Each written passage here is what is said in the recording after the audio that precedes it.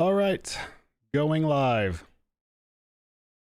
That was interesting.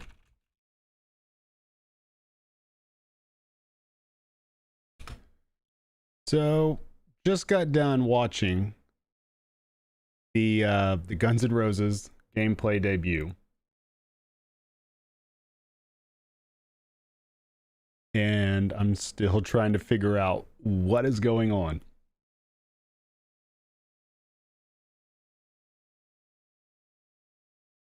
Still trying to figure it out.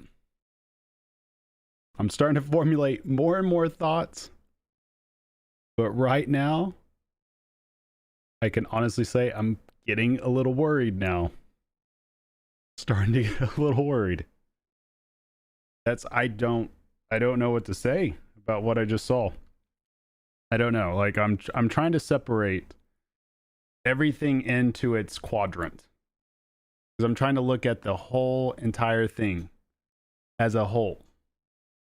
Like I'm trying to judge everything that I saw out of that as its own separate components and then have it all come together. That's about the best way that I can say where I'm at right now. That I'm actively trying to figure out. So there's what we do realize now more than anything is there's no shortage of multi-balls. It's definitely not. That was gosh, it just felt like the whole entire time it was just multi-ball, multi-ball, multi-ball. And then we get into a mode, all of a sudden, another multi-ball. And then there would be an add a ball. And then when you were in multi-ball, all of a sudden you'd be locking another ball. And it was just endless. It was endless. I don't know what to think. Like, multi-ball is fun. Don't get me wrong, multi-ball is fun to do. But when you have that many multi-ball opportunities, it just, I don't know, something just felt off about it. It just, never ending. It just felt like just multi-balls would just randomly start out of nowhere. And obviously there were certain ways to do that according to the rule set. You know, especially that make some noise multi-ball, which is found right under that upper flipper. That was happening a lot. But man, I don't know. What does everybody out there in the chat think? If you're here or you're just now getting here, tell me what you think. I'm trying to figure out. I'm trying to get it in my head what to think right now. Like, I'm glad that they sold everything out. I'm glad that they had an awesome debut reveal of it. Because if they multi-ball heavy, if they would have led, this is the cautionary tale. I got a feeling if they would have led with the gameplay stream starting out, we would probably be thinking a lot different right now. Like I'm just, like I said, I'm trying to get this all together in my head. Yes, Elwin for sure. That is the number one thing we learned. For sure, no doubt. It's not even up for discussion. Elwin designs are by far the best compared to anybody else. It's nowhere close. It's, you know, he's just on another level. He's just on another level. It's plain and simple. We don't even have to dissect that. And it was interesting earlier, Dom, especially when we were talking about, I think Bob was the first one to mention it. Somebody mentioned this earlier, that the Guns N' Roses pin reminded them of a System 11 pin, or kind of like the Bali days. It just, yeah, it's an interesting layout. Don't get me wrong. It's an interesting layout. I just don't think it's a layout designed for that many multi-balls. That it's like a layout that's designed for a 2-ball multi-ball, maybe a 3-ball if you have an add-a-ball. But when you have 4, 5, 6, and it's just endless, it feels like too much. It feels like too much. The audio's not syncing with the video screen on G. Yeah, that was weird. They said that there's lag, but I think they were talking about the Bluetooth. I'm telling you, yeah. I'm glad that they sold out the CEs already. I'll just put it that way. I'm happy for them that they did that. Like the light show, let's look at the positives. The light show is excellent, although at times it's a lot going on as well. It's a lot. It feels like a rave at times, but it is pretty cool. It is really cool. I'm sure the sound is excellent. Obviously, we don't know for sure until we actually are in front of the pen, but I'm sure they got the sound just awesome. But I don't know, man. Mixing in that rule set with that type of layout. Oh, gosh. Let's talk about playing a 9-minute November Rain mode. Oh, yeah. I hope I misunderstood that. I don't think we did, but I hope we misunderstood that. I mean, I'm very surprised. Like, the rule set isn't quite there at all. And it's weird. It's like okay. The pen is not bad. Like, let's get that. This isn't like Stranger Things. This isn't like, oh my gosh, it's a turd. No, it's not that.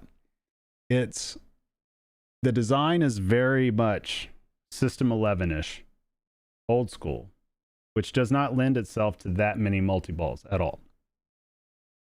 Like it's insane. It's insane. Surge, you think the layout is above average, though not Jurassic Park level, but rules are surprisingly weak. There are 20. Yes, exactly right, Surge. I agree. 100%. 100%. And man, I don't know. I don't know how you fix that. I really don't. And I get it. People are going to be saying, you know, earlier today I talked about this after seeing the gameplay. I was like, it's going to turn some heads and not in a good way. And it's one of those weird situations. You know, I'm not sure. I'm not feeling it right now. But I think that they're going to have to make some adjustments. I think we'll see adjustments made. Yeah, I agree, Serge. And that's what's so interesting about it. Like, his rule sets are usually spot on. Like, they usually are. I enjoy playing them. It feels like that the way that the rules are right now are not meshing with how the layout is. That's the way it feels like to me. And, you know I sound like a broken record right now. I don't know. It's yeah. It is what it is. It's obviously the rule set is clearly aimed at novice level players. Clearly. And what's even weird about it is there's some instances where it still takes a long time to get something going, but by golly, you're going to have a lot of multi-balls. A lot of multi-balls. But yeah, it's clearly aimed at, and I'll be flat out honest with you guys, I am not a fan at all of not being able to trap up during the multi-balls. Like this is what leads me to realize why Jersey Jack went down on their warranty. It makes sense now because you're going to be flipping all the freaking time and you're just going to need a flipper rebuild all the time. You're going to need new coils all the time. Like, you can't trap up during the modes or during the multi-ball or whatever it was I saw. You cannot trap up because if you do, then obviously eventually you'll lose all that power, flippers die, and you're done. Now, I would love that mode if it was just like one mode, but when it seemed to be very prevalent over the course of the game, it's just like non-stop flipping, non-stop chimp flipping. That's all the way it felt. Yeah, that's what I heard. Tom, I heard that the warranty has changed. That's what I heard from multiple people. I guess distributors were told that there's a new warranty going in. It's like reduced. I don't know the exact details, but I've heard that from multiple people. So maybe you might get your play filled now. Who knows? Who knows? But yeah, I mean, that's the thing too. That is the number one thing to keep in mind, that this is just the default. You can obviously change it and play it however you want to. It's just the thing is, if this is the default, Can you imagine playing this bad boy on location? Man, nothing like having a $9,500 pin or a 75 cent to $1 coin drop and having 30-minute games.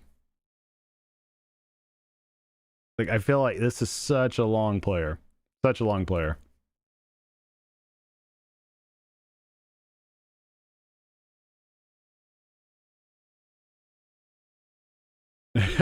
They might need to charge $3 play. Yeah, I don't know. I mean, it's like I said, looking at the artwork looks cool. Obviously, the animations are kick-ass. They're very awesome. The thing is, though, like I was talking about earlier, there's so many multi-balls in it. When do you ever actually look up at the screen? When do you have time to? I thought for sure that because of the way the design was and the assets that they had, there would be a lot of stop and go. And there is if you're in single ball. But it feels like the majority of the time you're spinning it in a multi-ball. And what's really weird about it, and Dom, you touched base on this earlier, what's really odd about it is the majority of the time you're spinning in the lower half of the playfield while in multi-ball. It's not like there's nowhere to readily park the ball at all. Like the only place you could really park the ball anywhere would be what? The spinner into the pops. And then you might get like 2 or 3 there. But then if you're missing that shot, it just seems like there's constantly just balls right in front of you and you can't trap up. You can't play controlled. You get punished for playing controlled. Man, what's funny is there's going to be people buying this pin and it could very well be their very first pin. And that's how they're going to learn how to play multi-ball. And when they go out there and they try to play tournaments and they try to play other pins, oh Lord, they're going to get their ass kicked. You can't play like that. You cannot flip away. And gosh, it's going to, I mean, it's probably fun. It's probably fun. I'm not doubting it's not fun.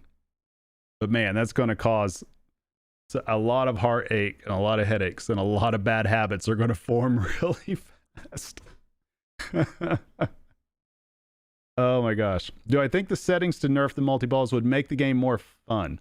So Serge, I can tell you this. I've talked to a couple of players that are top level players, like top 50 in the world that have played this. And their review, without giving away names, their overall review of it was the atmosphere is awesome, but for them, it wasn't very fun to play.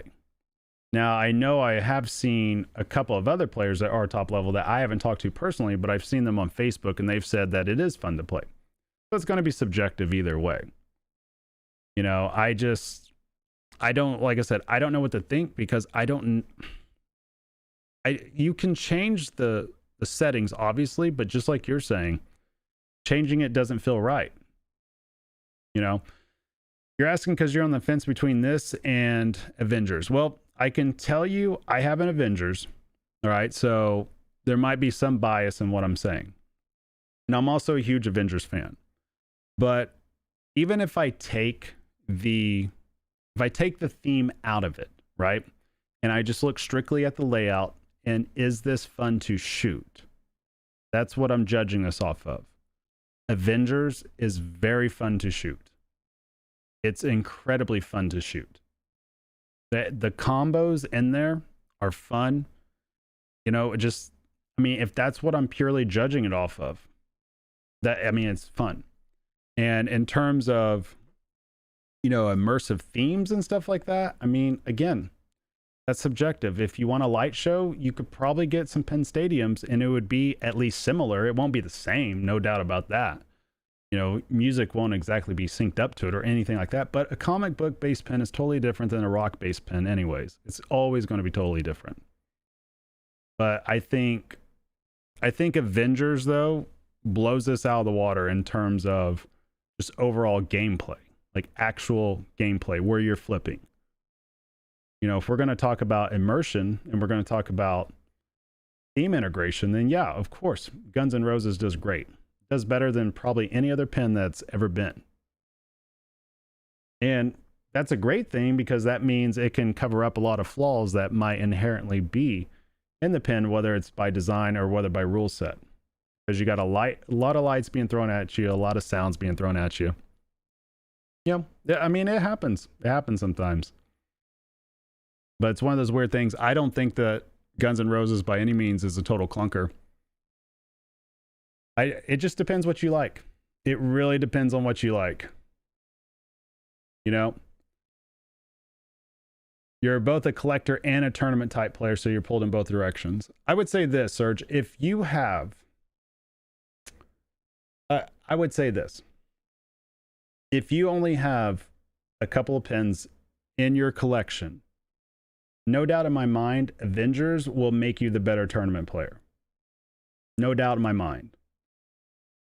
If you're looking for atmosphere and you're just looking at the fun factor and you don't mind a non-flow game, like you don't mind that, then it might be Guns N' Roses, just based on everything else. For me, the way a game shoots is the ultimate fun factor because I'm playing pinball. That's just my opinion. Since I'm playing pinball, I want to play pinball. If I want to hear a concert, I'll get on YouTube and listen to a concert. Now, that being said, if the game shoots great and I hear the concert at the same time, even better. That's awesome. Best of both worlds. But unfortunately, I don't think we have this right now. I mean, it's just the way I feel. Doesn't make it truth. But just the way I feel about it. But you know, I'll have a chance to flip it eventually because I know we're getting one locally. But you can't go wrong with an L1 pin. So that part, it just depends. I think novice players and average players will love this pin because it is accessible in the sense that you'll get plenty of times to play multi-ball. What's not good about it is punishing you for trapping up and playing controlled. I do not like that at all. I don't like that at all. You have 2 home games, Pirates and Jurassic Park. Okay, see, you've gone through this before then, Serge. You've gone through it before.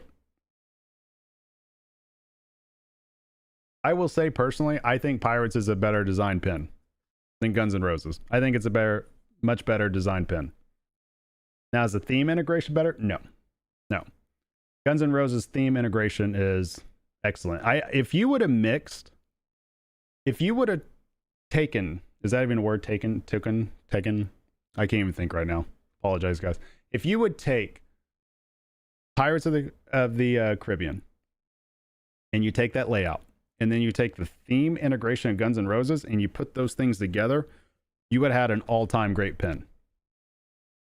Because Pirates is already a great pin. But keep in mind, and I've told this to a lot of people today, Pirates, there was a reason why it stopped doing production because the cells were not there. So obviously, a lot of people weren't attached to the theme. But I think it's a fun shooter, though. I do.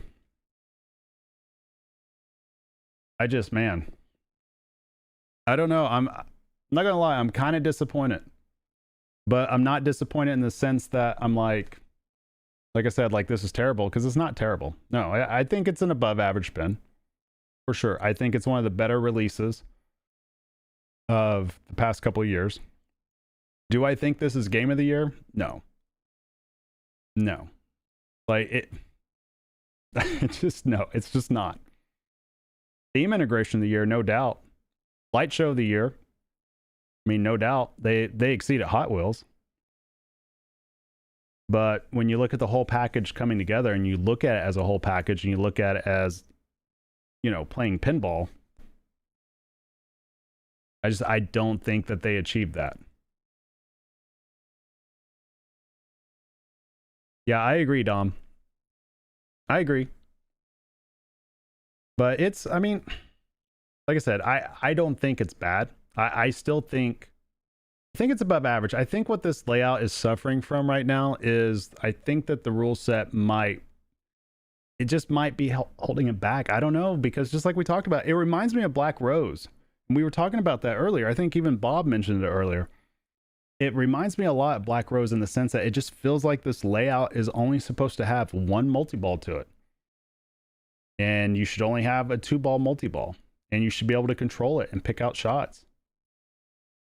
You know, it's just it's really weird that it's not a flow-based game and you get punished for not playing controlled, because if a pin doesn't have flow, you have to play in better control, because you're not going to have shots that are returnable back to the flippers. You're not going to have all that stop and go. So it's just, I don't know. And just some of the other stuff that was striking to me that was just odd was just, you know, the multi-balls during the rock ballads. Like, it was so strange. It's so strange. And I mean, a lot of people might like that. I might be in the minority. We talked about this earlier on the podcast that I put out earlier today. I might be in the minority about that. But it just, when they play November Rain and there's 4, 5, 6 balls going everywhere, it's just bizarre. For me, it is. Because I'm expecting something fast and something hitting hard, and instead I'm getting just this ballad that's just, it just doesn't sync up. It doesn't sync up to me. And I don't think there's no changing that. I don't know. I mean, what do you guys think? Anybody else that's watching this that hasn't talked in the chat yet, what do you think? Am I crazy? Is this a home run hit? Is this something that you love? Because I think I still think there's going to be plenty of people out there that love this. I mean, they sold out. I just think that they did the right move. Obviously, I've talked about this before, about doing the promo video, the trailer, get people hyped, get it sold. That's all you need to do. And, you know, when you do a gameplay like this, it shows the flaws. Talked about that. It shows the flaws. And unfortunately, I think that that's what happened. That a lot of people could see through and see the flaws in this. And it doesn't mean that those people, like even me, like this is the same thing I've been talking about earlier. I still think it looks like a fun pin. I still think that there's some stuff in it that's just kick-ass awesome, industry standard, but it's definitely not the be-all end-all, you know? And it's tough. It is tough. I think it's not the runaway hit that I know some people were saying it was going to be. I'll just leave it at that. Yeah, Pinball Gizzard, I agree. I avoid that song too, for that simple reason. And it feels like you can't avoid it in this. And you're playing a multi-ball and you got to do it for 9 minutes, I think. Unless I misunderstood the rule set. Whew. That's long. That's long. Let's see. Tony, you're torn because you got an Avengers Infinity Quest LE that's still in box in the garage. You don't know what to do. Well, Tony, what are you torn about? What are you trying to decide? Whether set it up in the garage or set it up in the house? I mean, I get what you're saying, Tony. You know, I talked about this a little bit earlier before you showed up here. Avengers, I have it. I've actually got the LE set up just off camera right over there. And honestly, it's one of the most fun shooters I've ever played. And I know I'm an Avengers fan, but again, I'm judging this strictly just from just making shots. I haven't even dug into the rule set fully. I'm just looking at the shots, and the shots are fun. It has one of the most fun combos I've ever experienced in pinball. When you hit that left ramp, then it returns back to your left flipper. Then you hit the center ramp. It returns back like the gauntlet ramp, right? Returns back to the upper flipper. Then you hit it around the little loop that ends up sending it back up the ramp all the way back up to the right flipper. And then you got 3 choices you can make then, which is amazing. 3 choices that you can really make. And 2 of them keep the flow going. 1 just gets you a lock. You can either choose to go around the left orbit, right? The Hulk spinner. You can choose to go up the Avengers Tower where you'll get a ball lock or an arc reactor score. Or you can go back up the left ramp again and start your combo and keep going. You cannot do that in Guns N' Roses. There's no combos hardly in this. There's just a couple of different combos. And that, for me, that's my type of play. It's kind of frustrating. Let's see. Tony, you're a casual player. You're limited on how many machines you can have by the wife. That's understandable. And Bob hits the nail on the head. I think you're going to see people argue back and forth over how do the tournament players feel and how do the casual players feel. I think you're going to see that argument this whole time. I think you're going to see it. And so when they said on this stream that this will be a great tournament game, I about spit out my green tea. I had no idea where that came from. This game does not strike me as tournament play at all. I personally have talked to over 15 tournament players today, and not one of them have said that this is a pin they'd want to play in a tournament. Not one. So when I heard that, I was floored. But I think that this pin for non-tournament players, I think that this pin is going to be fun. It's going to be great. I mean, if you have a beer and you're getting the light show and you're getting the sound, yeah, it's awesome. Like, you can still have fun, like, no doubt.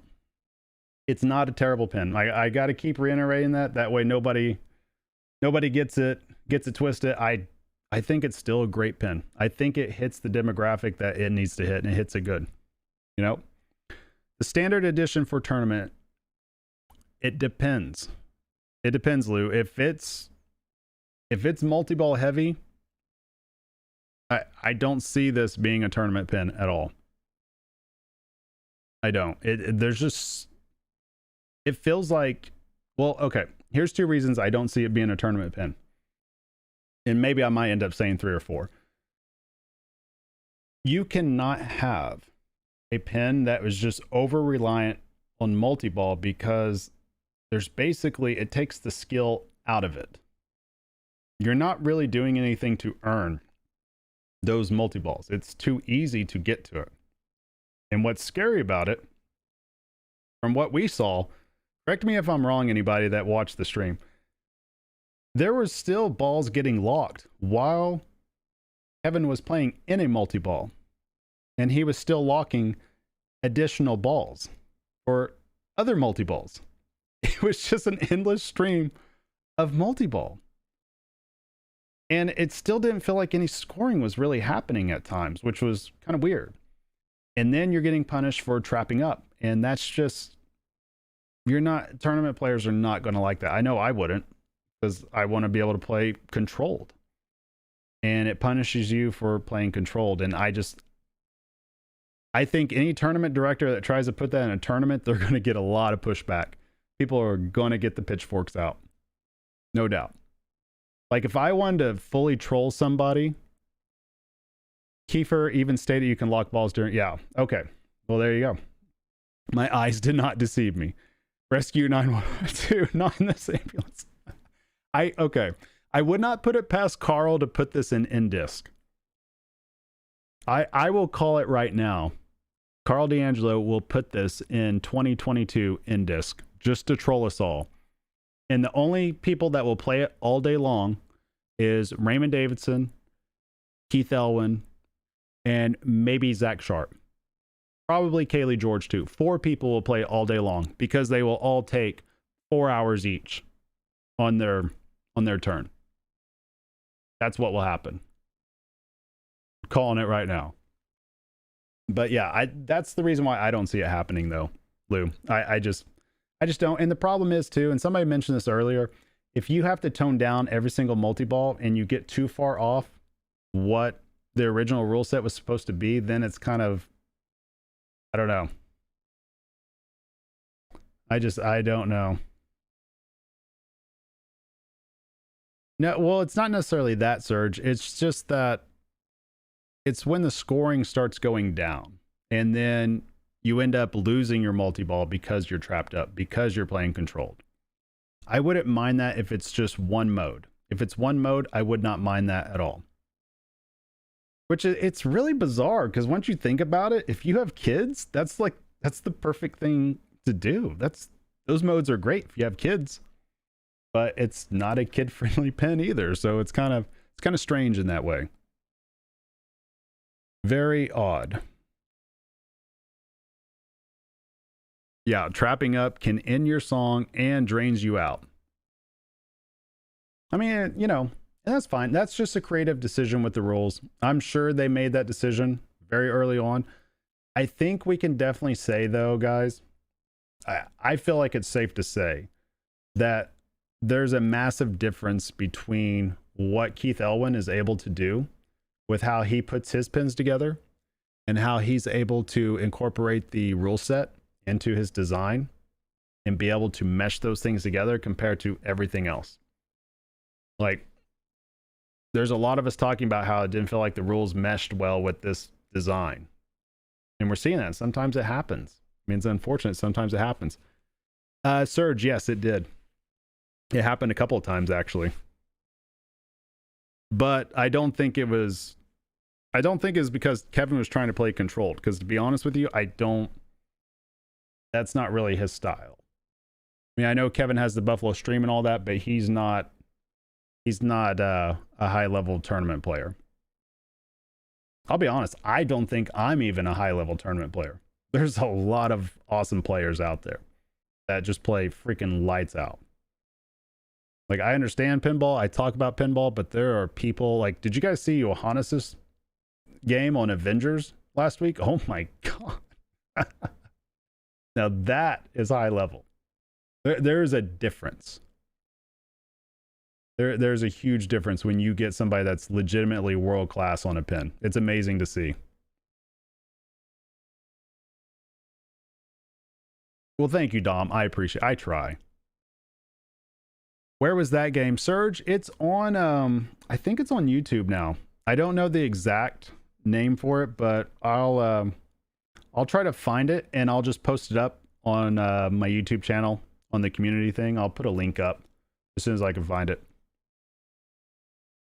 But yeah, no, what Johannes did, see, I'm glad we kind of got on this because I'm actually having Raymond Davidson. He's going to be on the podcast here later this week, and it'll be shown next week at some point. And we're actually going to talk about Johannes's game.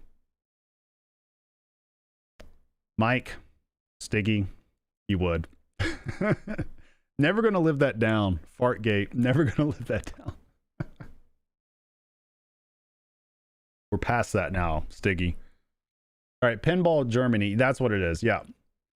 Pinball Boy Germany. Sorry, I'm missing that. It's, yeah, I remember Johannes's game. Okay, guys, if anybody here is watching this and you guys want to see an actual high-level player play, and you're the type that can watch that, because some people can't, you know, which is perfectly fine. But if you're the type that can, go look up Pinball Boy Germany. After this, don't do it right now. Stay put. But whenever you get a chance to, look it up, and you'll see the Avenger stream. It's like a 4-hour long stream, and Johannes's game is somewhere around like 2 hours and 40 minutes in. He plays a solo player game, and his ball one, he's not even playing on extra balls. His ball one legitimately lasted about 52 minutes. It was insane. Yes, Robert does. He's a cool dude. I played against him earlier this year at Nationals before, you know, all the shutdown and all that. He's a good dude. I got a chance to hang out with him for a while. He's very knowledgeable. He's an interesting kid too. He cracks me up. He definitely cracks me up. But it's crazy when you play with Robert and you watch him play. You can tell already when he's in multi-ball, you can tell he's basically seeing the whole entire playfield. It's really amazing to see in person. But also too, he can be stubborn though. When he knows what he wants to do, even if it's not the right play, he'll go after that. He will not stop. Yeah, there's a lot of great players. That's why, I mean, just circling back to Guns N' Roses, that's why I think ultimately, if you are into a game that's a long player, you're into a game that's all about the atmosphere, it's all about the sounds, and you're a Guns N' Roses fan on top of that, it'll be a great pin. I know there'll be people out there to say, of course, if you like Guns N' Roses, you'll like this pin. But hey, I like Avengers, and Even though I have the initial Avengers pin right there, I can tell you right now, it's not very fun to play. But love the theme. That's why I was so happy to see Infinity Quest come out. Robert thinks differently than most players. It's intriguing to watch. Yes. He definitely does. He definitely does. You could tell he's really focused in on what he's doing. Like once he steps up to the pin, he is extremely focused in. Just gets in that zone really quick. So anybody else here in the chat that hasn't talked yet, if you saw the gameplay, what do you guys think? I want to hear different opinions. Like I'd like to hear from somebody that was just blown away by everything on it. Like I'd like to hear that. Because I know there's people out there. Hector, what's up, buddy? I saw you dropping the pesos. That was awesome of you. You're in for a collector's edition, right? I mean, at least I hope you are. I know you were talking about getting one. I hope you were still able to get one. Yeah, I think that's the main thing about this pin that's going to happen. I think you're like we talked about earlier, there's going to be a divide. Tournament players or casual. This is definitely for casual play, which is great. I think casual play pin, light, sound, everything, it'll get more people involved in pinball. So that's always a good thing. You think it's as good as Pirates? Interesting. Do you think it's possible it could be better than Pirates, Hector? Or do you think Pirates might have an edge if you really dig into it? If you really think about it? Because obviously we only know what we know about Guns N' Roses right now, but a lot of people have plenty of time on Pirates.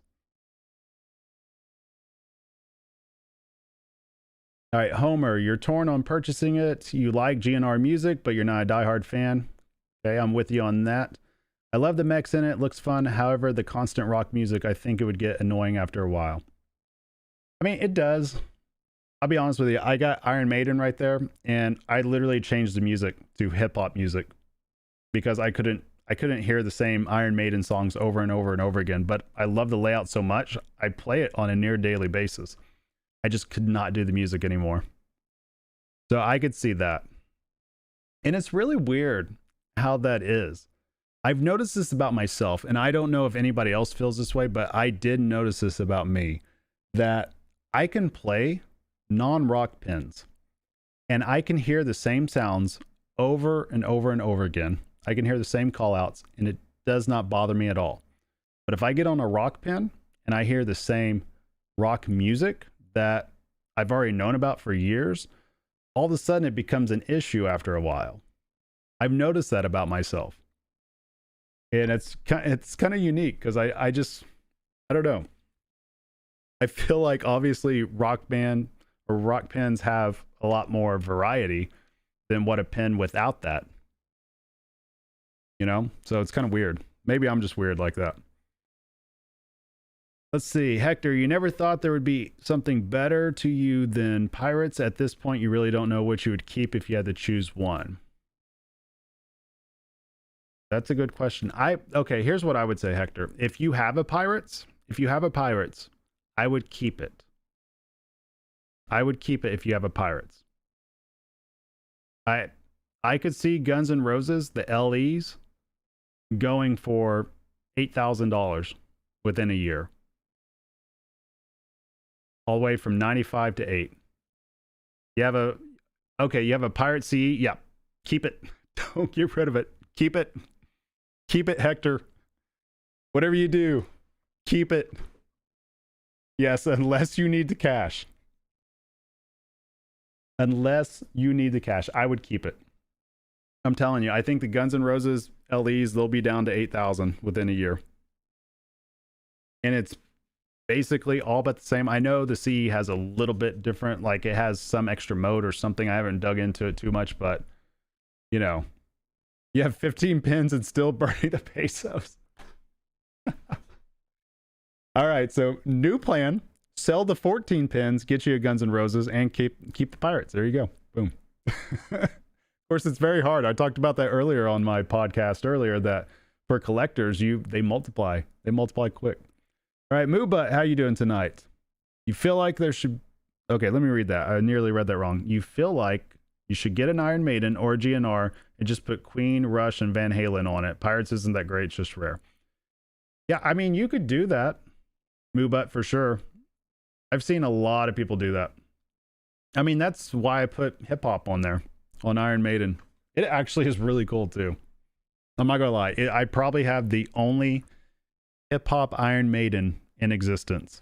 I should stream that one day and put it up on YouTube. It'd probably get muted somehow or something, but it's really cool. I think it is, anyways. You got The Simpsons today, and your wife said sell that crap. I had a Simpsons for a little while, Hector. Pinball Party. It got to be such a long player that I finally had to give it back. I had it on loan, and I realized when my games, like with the post removed, everything, no ball save, no extra balls, when I realized that the games were lasting an hour and a half, I had to make a change. I just could not, I couldn't do it anymore. The games just lasted way too long.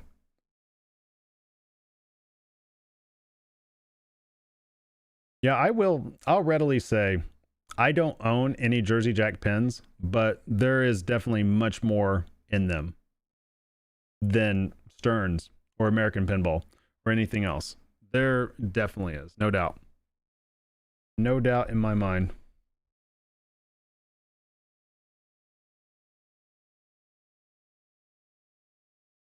Let's see. Do I feel like the GNR CE will not drop? Yeah, I mean, honestly, Serge, I think that the CEs will maintain their value for now. I think they will for now. For at least the next 3 or 4 years, easily. Just because there were so many people wanting them. There were so many people wanting them. I don't see it being one of those situations where the price goes down for it. I could see if somebody needs to get rid of it quick, probably getting 1,000 to 2,000 over what they paid. I mean, it wouldn't shock me if somebody, it honestly would not shock me at this point, even with everything that we've seen, if somebody puts a CE up for sale for $20,000, like that's not even a pie in the sky number. It would not shock me. I've thought about this already for a while today. It would not shock me at all if somebody put a CE up, new in box, for $20,000 and somebody buys that. That would not shock me. I actually would, I would venture to say I would be surprised if that didn't happen. Just due to all the demand. You see another GNR LE version coming out in 6 months to a year. Tom, you might be right. I mean, I bet they'll probably have a special mode in it for another multi-ball. That'll really sell the hell out of that pen.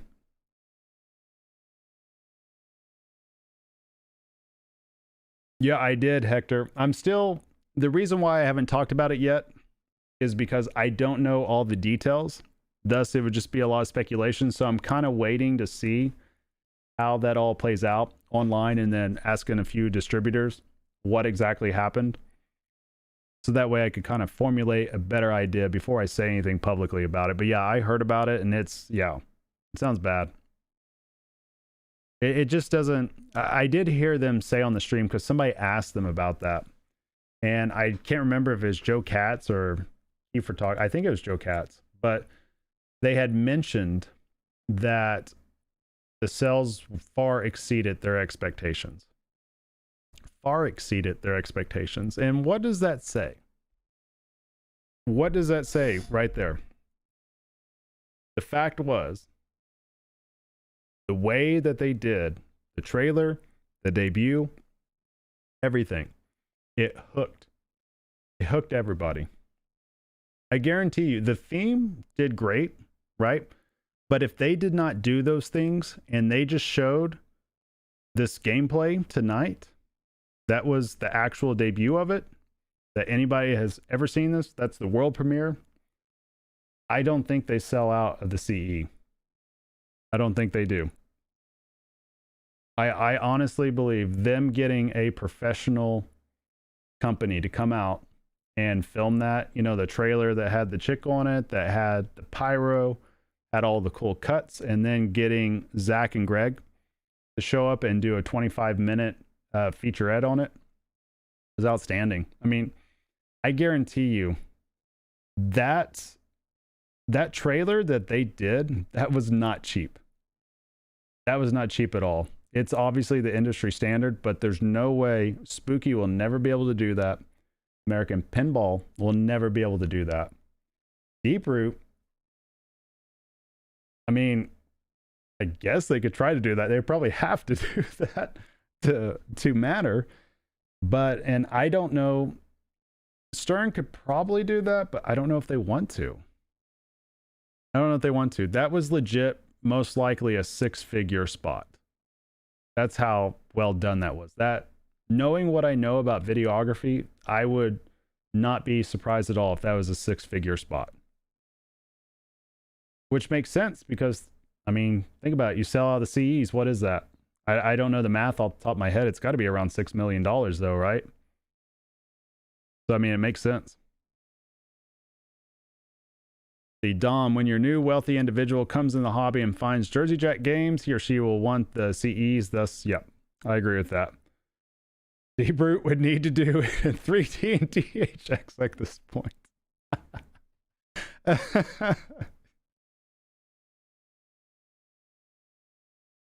Oh, that's true. Yeah. Yeah, I feel for him, man. I do. That would be rough. Just think about how you feel if you're at Deep Root right now and you saw how that whole thing went with Jersey Jack. Man, it'd be rough. It'd be rough. Jay, I would be willing to bet you're probably right. That sounds badass, though. That sounds like a Texas thing to do. Jay, please tell me you're down in Texas. We have feral pigs here in Oklahoma. Though I got to say, I've never attended a bonfire for burning feral pigs. All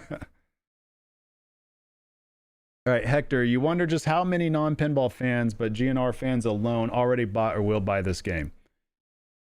You know, if Slash legitimately advertises this on any of their social media, there'll be a lot more. There'll be a lot more.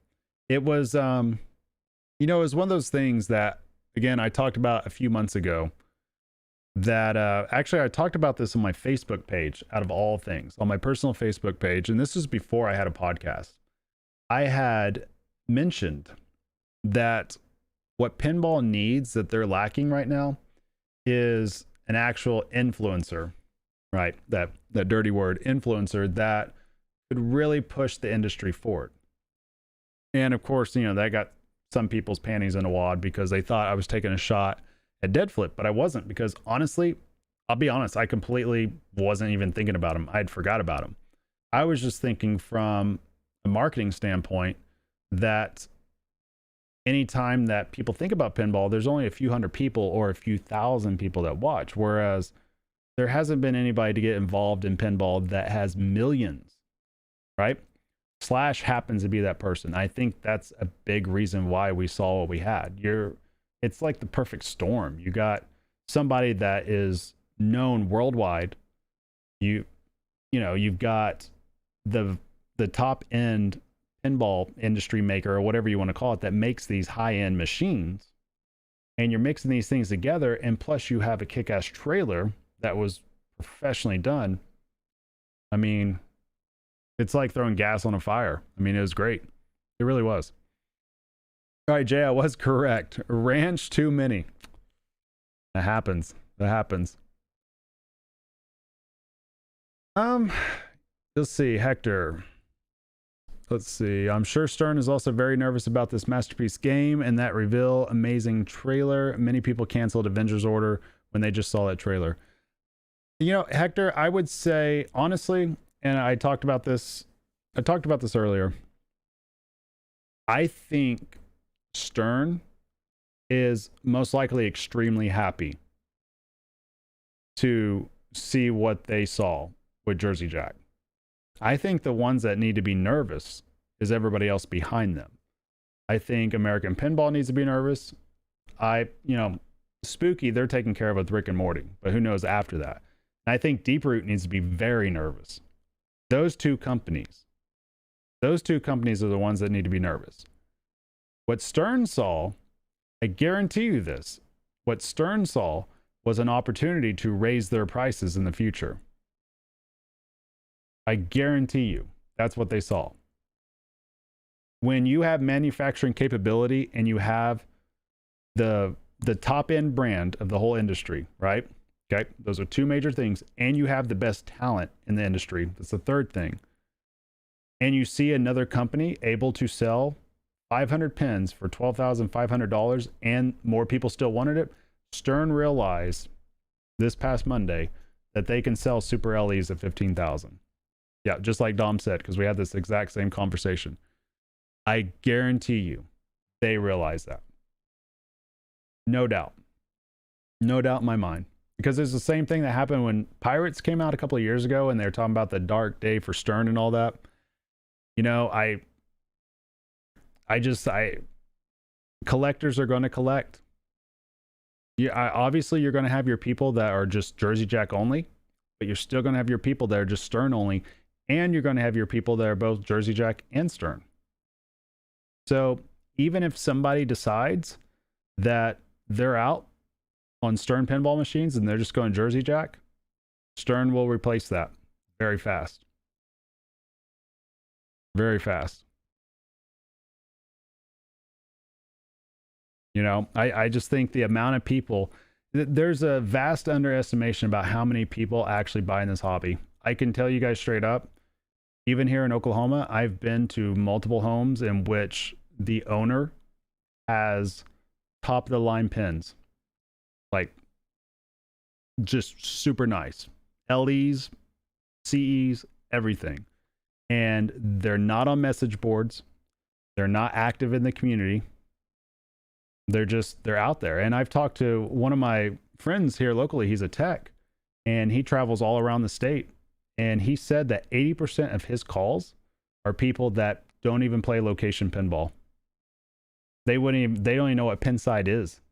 They don't know what Tilt Forums is. And they have 10, 15 pinball machines. There's so many people. There's so many people out there. There really is. Like, collectors are going to keep collecting. They just are. It's the way it is.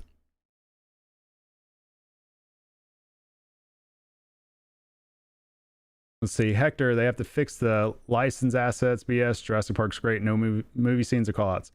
I mean, I can kind of agree with that. And Muba, I read yours too. You know, I can agree with that. You know, here's the thing to keep in mind. When we compare Stern and Jersey Jack, they're basically two companies in the same industry, but they have two different models. They do. I guarantee you, Stern, the margins are so much higher than what Jersey Jack is. You know, even Jersey Jack with Guns N' Roses, considering they sold out instantly, nearly, like less than a day, 500. And they said, like, I clearly heard them say tonight on the stream that they could have sold 1,000. Think about how underpriced the CE Guns N' Roses is. If they believe they could have sold 1,000, that means they missed out on over $6 million worth of revenue. 6 million. That is a lot of money. And that's what they missed out on. Like, there is a lot of hidden customers that people don't realize. There's a lot. Let's see. Charlie, how you doing there tonight? You can raise the price. However, you have to provide the same experience, original footage / personally involved in the creation, pinball full songs and everything. So I would say yes and no. Here's the thing that we just saw happen today. And or Monday or this week. And this is similar to what I just said a second ago. Jersey Jack severely, not a little bit, not kind of, they severely undervalued all those assets. They could have priced their CEs at 15,000 and they still would have sold out. They severely missed the boat on that. And thus, you know, even if Stern gets all that, they're going to price their stuff at 15,000 and above. They just are. If we're going to see that type of integration, that type of assets, people are going to have to pay for it. And I know it sucks. I don't like it. It prices me out of the hobby for sure.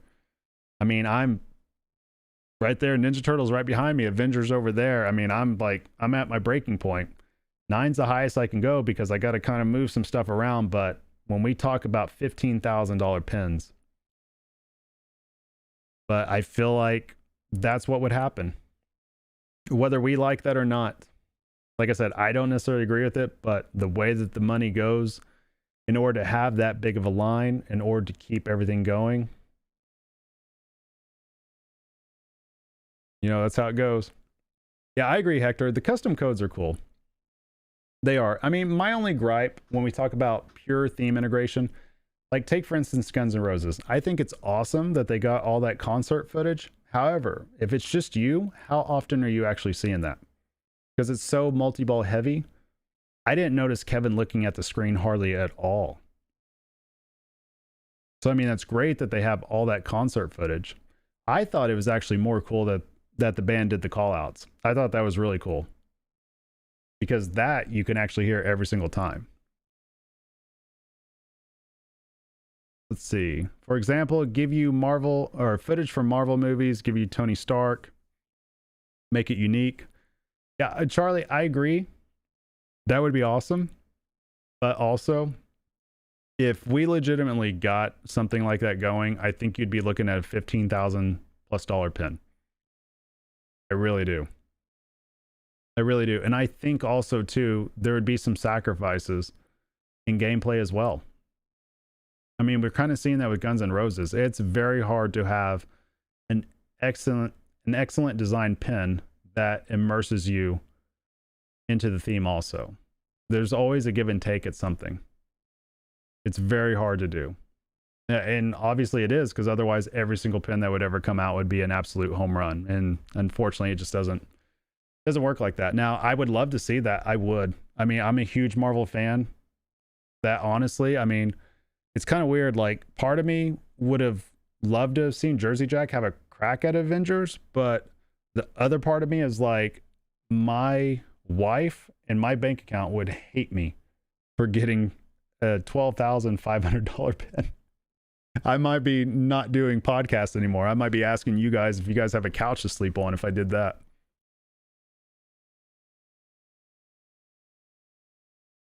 Let's see, Hector, do I think they'll say F it, we'll make another 500? No, I don't. I don't, Hector. That if they did that, it would piss way too many people off. I think it's just one of those things where they learn and they move on. Now, I don't think they'll ever have this situation again. I really don't. Because unless another band comes up to them and says, hey, we want you to do the same thing you did. Or like, here's what would be awesome. Honestly, if Jersey Jack wants to do the same thing again and have an opportunity, why not approach AC/DC? Why not approach Metallica? I mean, if Stern doesn't have the access to it anymore, why not? Because those fans are going to buy regardless. I think pinball fans would buy regardless if it's a great playing pin and it has that much integration, that much theme integration. Why not? I think just because Stern did certain bands before doesn't make them off limits. If the license is there and Jersey Jack can approach somebody and say, look at what we did with Guns N' Roses, like, look at this, and they can do that now. It's possible it could happen in the future, but I think you'll only get that level of immersion with a music group. I don't think you'll get that level of immersion with a movie, with a TV show, with a cartoon. Maybe if you go Disney, like straight up Disney. I don't know. Like, I don't see Toy Story really being like that. I don't see Avatar really being like that. Although that'd be pretty cool. They were able to pull that off.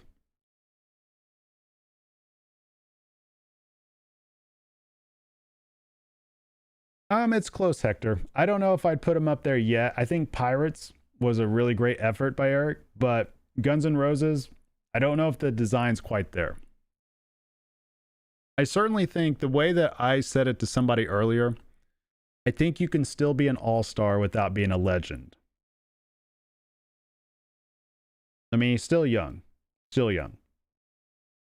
Still has lots of years ahead of him. We're still going to see lots of kick-ass designs. I mean, he already said on another podcast that he is designing his third pin right now, which could very well, if the rumors are correct, it could be Avatar. But I don't know that for sure.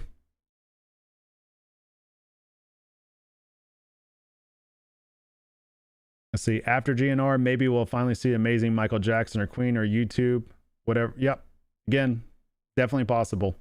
Definitely possible. I mean, here's the great thing about it that a lot of people need to realize too, is that, Jersey Jack now, they have something in their portfolio that when they go out to get a license, they can show them what they did with Guns N' Roses. They can show them and say, look at what we did. Why wouldn't you want to work with us? I mean, honestly, it's a cutthroat business. I'm telling you, it's a cutthroat business because I've seen it personally. Jersey Jack could literally go to somebody to go get a license and they could say, hey, here's what we will do. And if they say, if there's like a Godzilla situation to where Stern or somebody is trying to get the license, Jersey Jack could say, well, here's what they did and here's what we'll do so much better. Like, imagine them comparing how they debuted this pin to how Avengers was debuted. That would not look good. They would win that. 100 times out of 100, they would win that because their manufacturing capability is obviously ramped up. I mean, moving to Chicago and doing all that, that was a great move by them. Yeah, I agree, Hector. He's definitely in the right direction. Possibly Charlie. Possibly.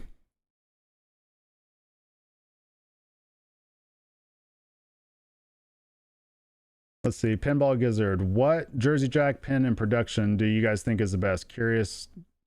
Dialed In, Wonka, or Guns N' Roses? I think Dialed In probably might be the best player. But I think Guns N' Roses probably has the best theme integration. But I think Pirates probably brings it all together the best, if that makes sense. At least that's what I think. Yeah, Jersey Jack Star Wars would be nice. I think Jersey Jack anything would be great, as long as they don't put in multi-balls galore, I don't know.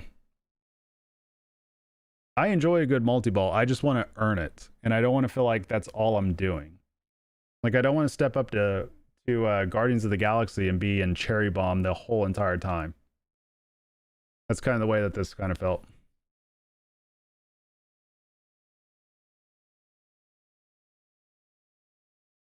Charlie, I'm not sure. I think in some instances you can't, in others you can. But you have to complete the songs, I think, right? To get to the ultimate wizard mode? If I'm not mistaken. I probably am mistaken. I don't know. I think you do. I think you have to complete all the album modes, don't you?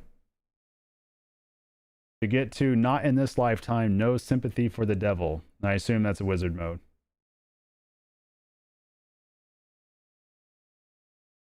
Who's getting Harry Potter or The Matrix?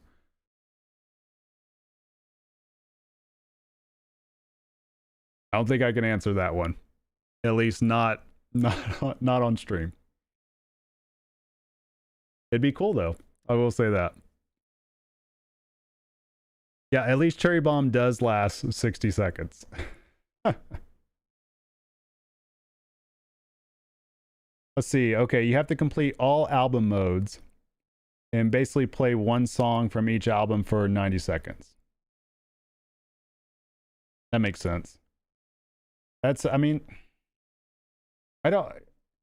of weird. It's like, I don't know if the rule set is simple on it. I don't know if there's just a lot to it. I need to pay closer attention. Let's see, Homer, you'd like to see a Jersey Jack Back to the Future. I think that would be cool. I really do. Going through all three movies, I like the idea of having movie franchises in which you can follow multiple movies on the same pin. That's why I think Matrix would be excellent. I think Back to the Future would be excellent. Avatar has some potential, although obviously all their sequels keep getting pushed back so far that we're just going to get one. I'm trying to think of some others that are sequel based that would be good. Harry Potter, obviously, being one of them.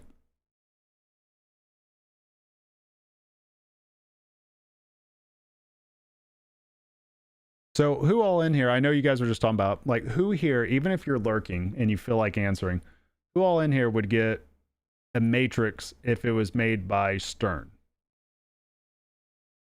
Like, let's just say Stern has the Matrix. And I'll go ahead and say Keith Elwin's making it. Would you get it? Like, you can't see it. You just got to trust Elwin. You got to trust that he did awesome. Would you get it?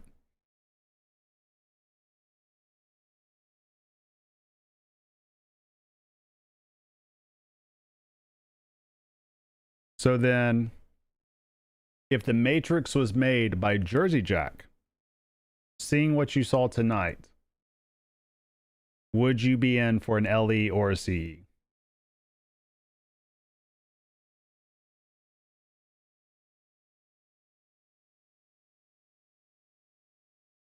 But yeah, let's go ahead and say, Charlie, we'll say full assets.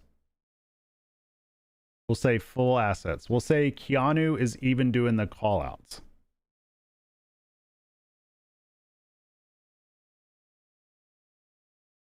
Like, I'll be honest, and I got mostly Sterns in my lineup. I would probably not buy it if Stern did it, and I would probably seriously consider it if Jersey Jack did it. I would seriously consider it. I just thinking about what a Matrix could potentially be if Jersey Jack had that. If they had that and they made it with the sound, with the light show, it would be really tempting. Really tempting.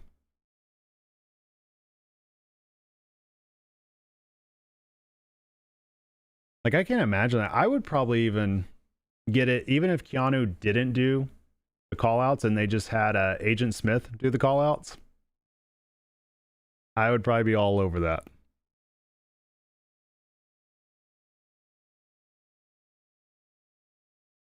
You'd only want the first movie? I don't blame you. I don't blame you on that.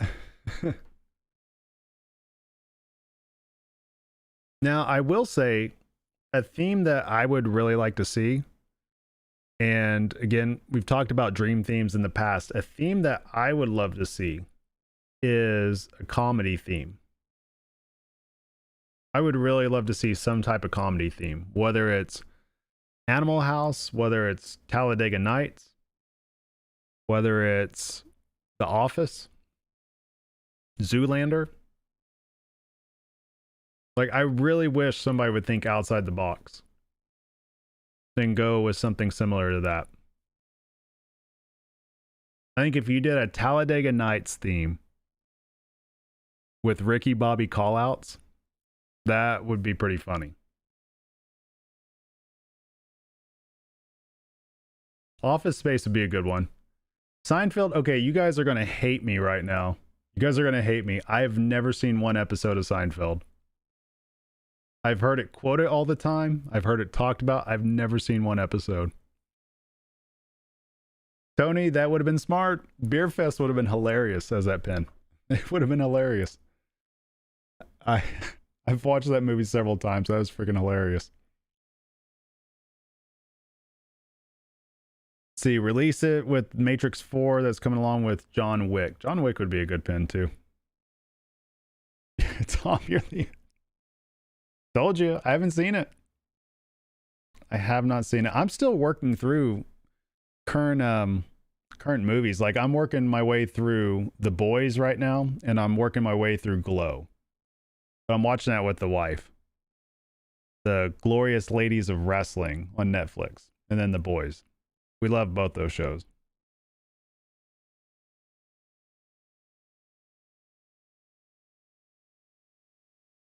You have to see Seinfeld. I might come around to it eventually. Beavis and Butthead would be hilarious too.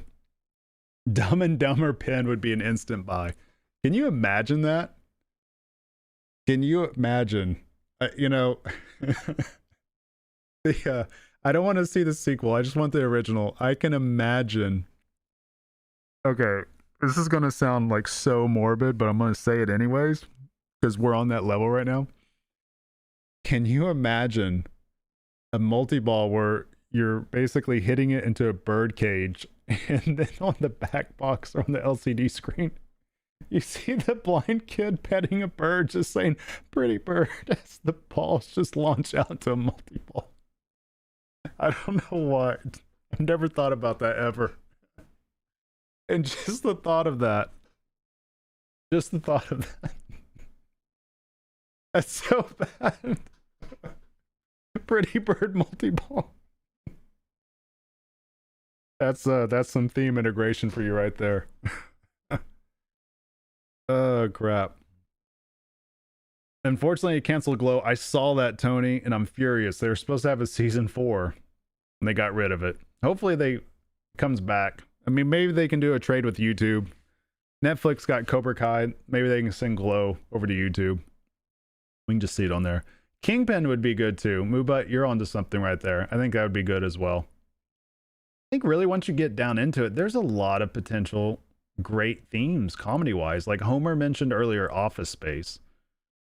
And now talking about Dumb and Dumber, and then Kingpin. Yeah, there's a lot of potential out there.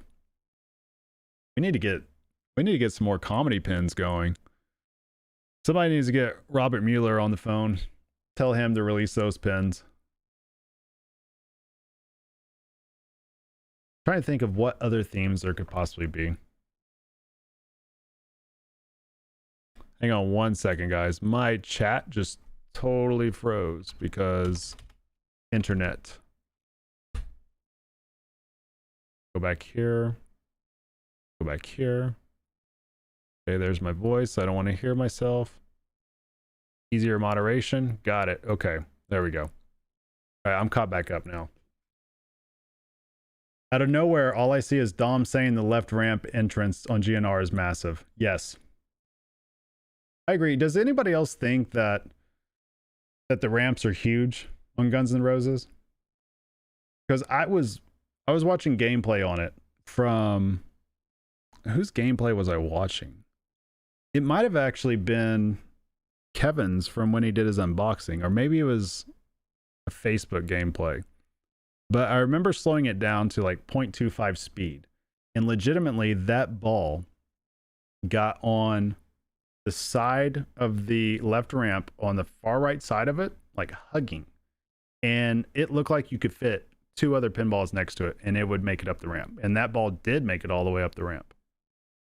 Like, they are huge. They're so big. It is, Hector. That is true about Ghostbusters. All the more reason. I wish they would redo Ghostbusters, personally. I really do. If Jersey Jack got a hold of Ghostbusters, oh my God. Buckle up. If Jersey Jack got a hold of Ghostbusters, if we're going to talk about redoing themes, and we're getting away from rock bands, and we're talking about redoing any theme that any other company has done, if Jersey Jack got a hold of Ghostbusters, they would sell out at $15,000 CEs. No doubt in my mind. Imagine this. Imagine if they got Bill Murray to actually sign. That would be a tough one, but imagine if they did that. Yeah, I agree, Hector. $20,000 easily. Easily. If you got Bill Murray to sign anywhere on that pen, oh my gosh. That'd be killer. I had a Ghostbusters Pro for a while too. I really enjoyed that pen. I was a big Ghostbusters fan. I honestly just ran out of stuff to do on that. With no wizard mode coded in, I kept getting to the end of the game and there's nothing left to do. I couldn't wait 3 years for it to be done getting coded.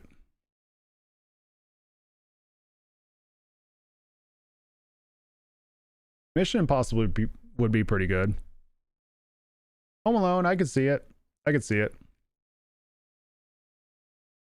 What I wouldn't mind seeing from Jersey Jack, I know that they're doing all the Disney themes, but I'd be interested in seeing them do a horror theme. Like Saw or Friday the 13th or Scream. I don't think that those would be big sellers at all, but I would just be interested to see their take on it.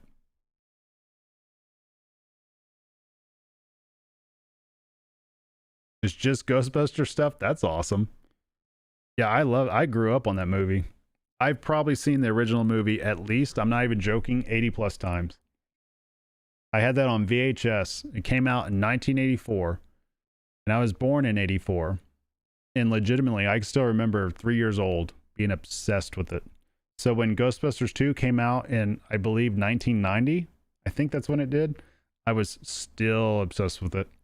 Loved it.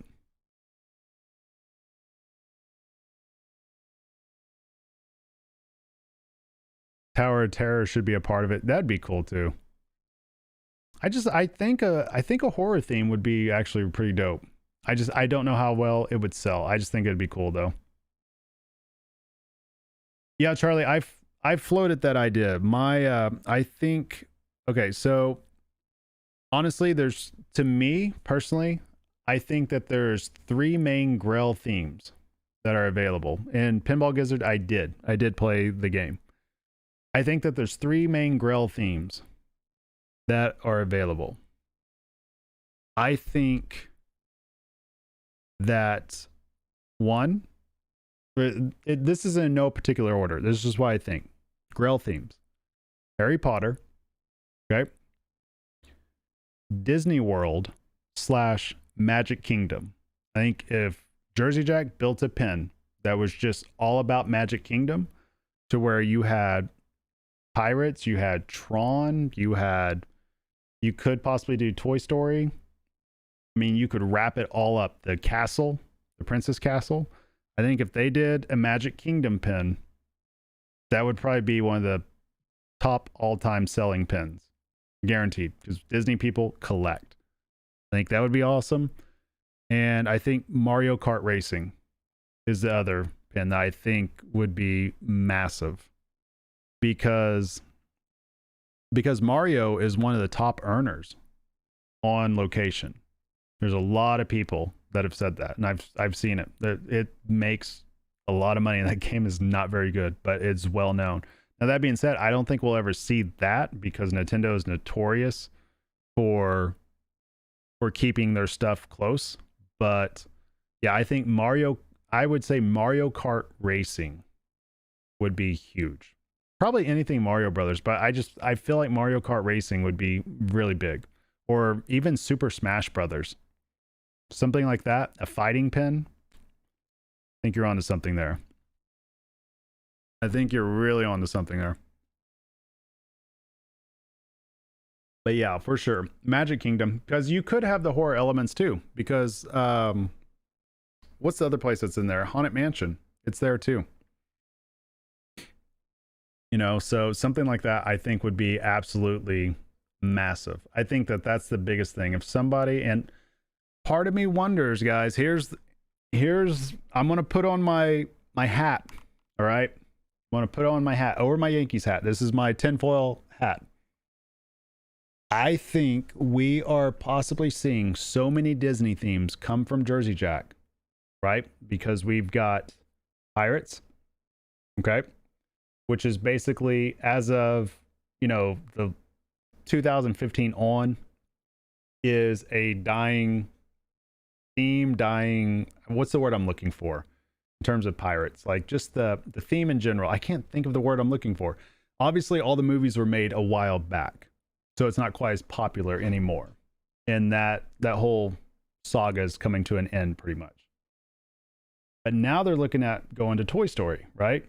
Again, older IP, right? It's been done for a while now.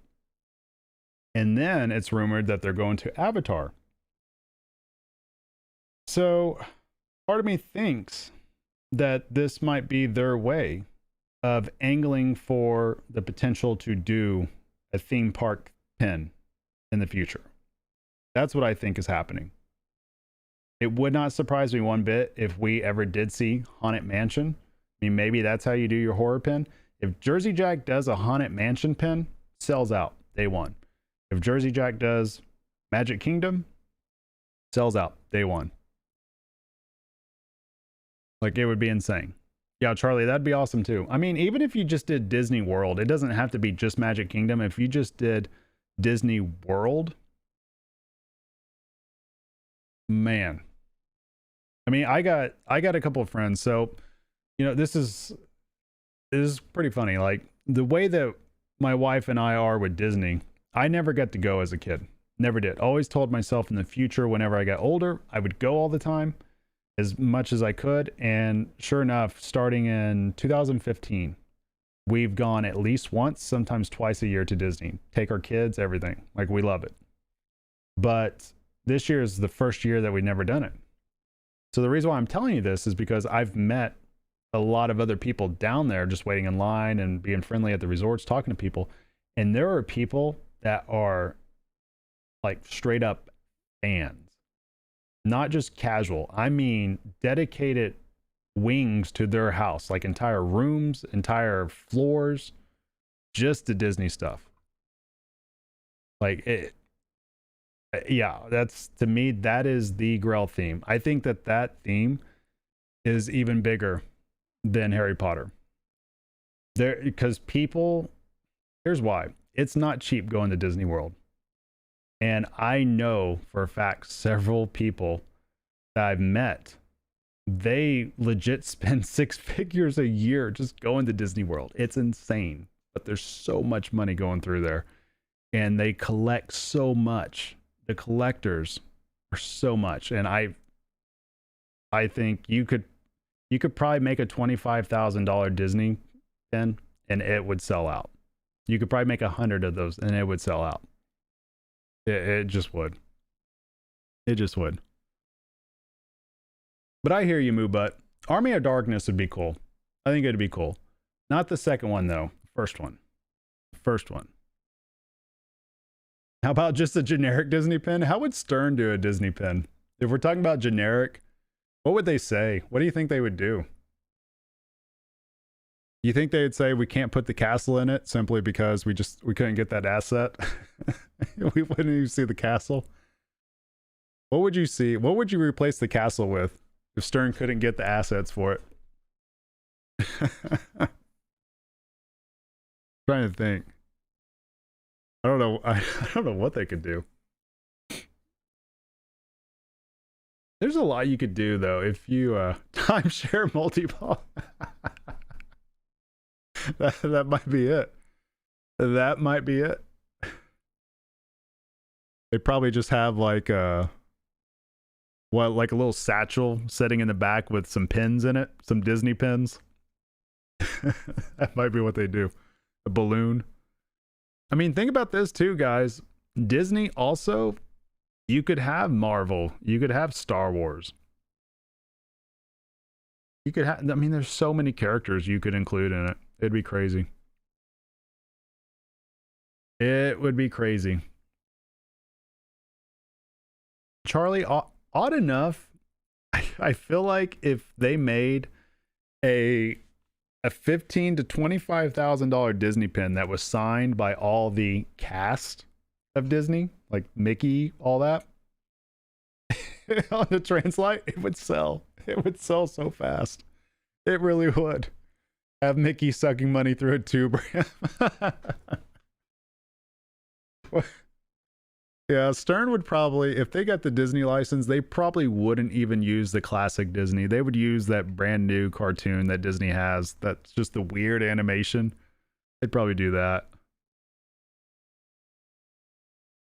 Oh my gosh. That's crazy too. Once you think about it, guys, it's crazy. We live in a world in which legitimately some random person could just sign Mickey Mouse on a pin and it would make more money than Slash actually signing a pin. Oh gosh, that really would. Charlie, did that really happen? Well, that being said too, if you guys go to Disney, okay, let's put it this way. there's a lot more Disney related pins than what people realize when you really start digging into it. Just when we're talking modern pins, because they have them all, right, at their theme parks. So let's go ahead and count off the amount of Disney pins there actually is. There's Tron, right? And this won't be all in a row. There's Tron. I think officially now, not when it was made, but officially, Simpsons is a Disney pin now, right? Because they own Fox. Avengers, obviously. I assume that we can call Infinity Quest Disney related because Disney owns Marvel. Star Wars. So anything Star Wars. I think I already said Pirates. What else am I missing? Avatar. Yep, that's the other one. Gosh, there's a lot. There's a lot. There's so much they could do. There's so much. Oh gosh, Hector. They are losing a ton of money. Yep, it's insane. Thanks to all the closings that are happening, they are losing so much money. Get little Yoda in there, get a Mandalorian pin. Oh gosh, if there's a Mandalorian pin made, I want Jersey Jack to get it. Now, from my understanding, it won't happen. I think Stern, I've heard, I don't know this for a fact, but I've heard that Stern has the rights to Star Wars for quite a long time. And if it's not that, they might have first right to refusal if somebody else tries to pick up. They've got something going. But that would be hilarious. Mandalorian. How do you guys think Stern would do Mandalorian? Would they put Baby Yoda on a spring and just have Baby Yoda just go back and forth? What could they do? All right, so coming back around too. Is anybody here excited for Led Zeppelin? Since that's kind of the untold secret right now of Stern, that they have Led Zeppelin coming out either later this year or early next year. And that it's a Steve Ritchie pin. After seeing Guns N' Roses, is anybody excited for that? Because I mean, I like Led Zeppelin, but honestly, I'm not excited about it at all. Maybe I might get surprised, but I don't know.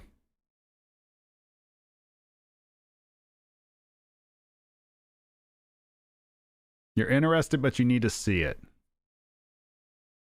Yeah, Tom, that's reasonable.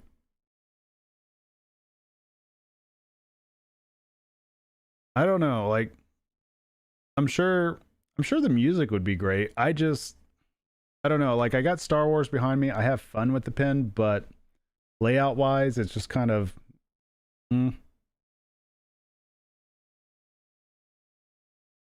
But I don't know. If Elwyn was doing Led Zeppelin, it would have my attention. I'm a little worried with Ritchie doing it. I'm a little worried.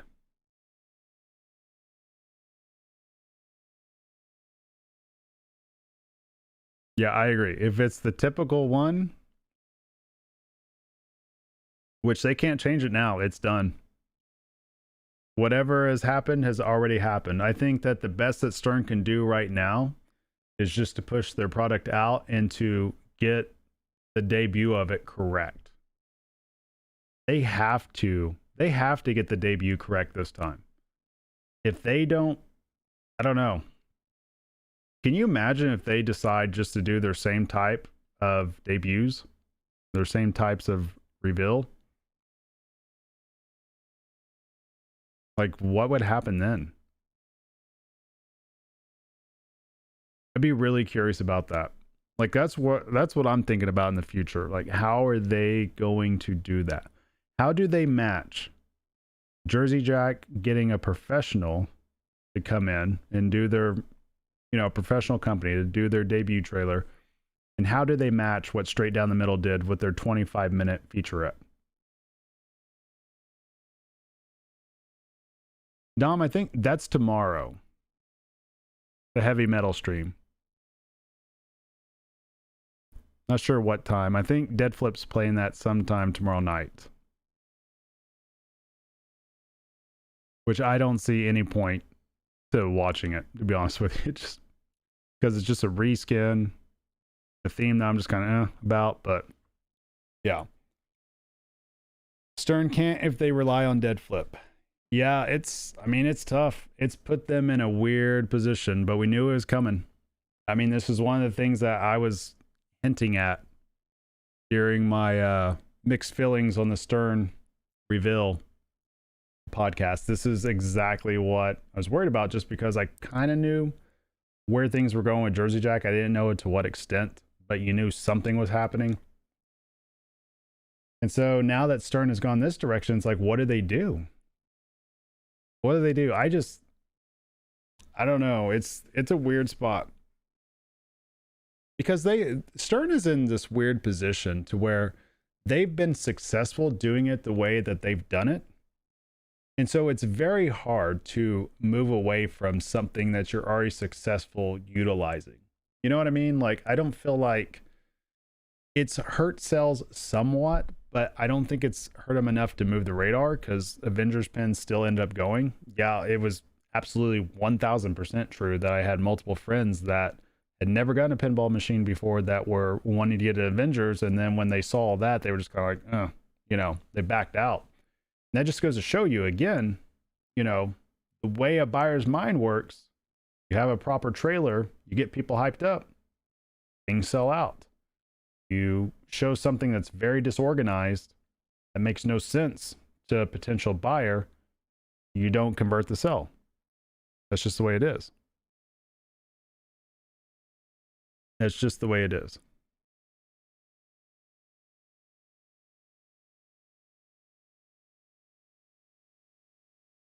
See, how many extra Jersey Jack games do I think it got them, in their opinion? I think because I talked to 4 other people the other day that were not planning on getting a pin at all, and then all of a sudden tried to get in on a CE.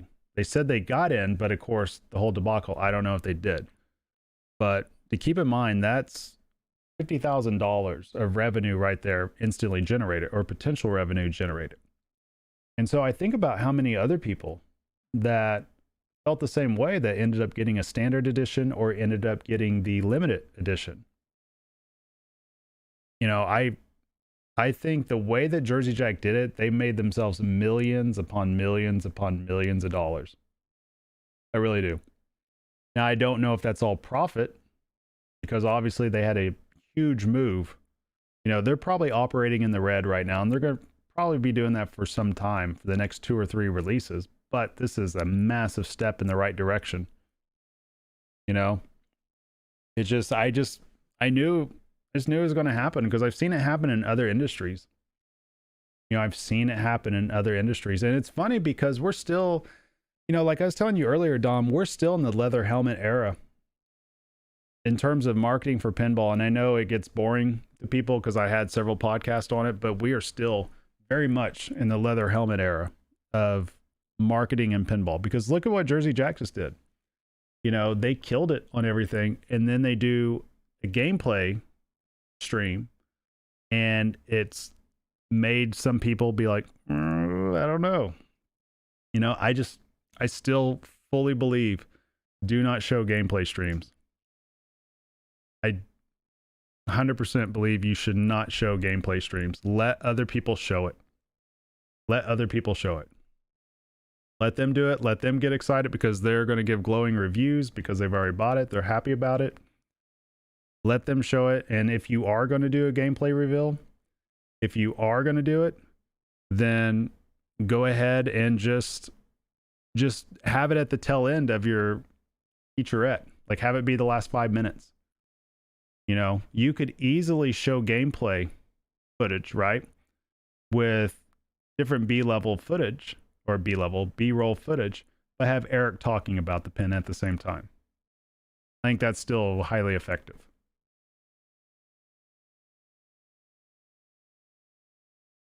Yeah, Charlie, that's true. That's true. Which one is? If that happens, it's absolutely true. And that's what these companies got to realize they're fighting for. Man, obviously Jersey Jack realizes it. You know, Spooky doesn't necessarily have to worry about it. American Pinball, I don't think they realize it. I think they missed a huge opportunity with Hot Wheels. And Deep Root, yeah, they're not even in the same planet right now. I have no idea what they're doing. Motley Crue pin would be pretty sweet. That would be pretty sweet. But Charlie, what you're saying is exactly right. That's exactly right. That's exactly what those companies are doing. They are fighting for a spot at your house.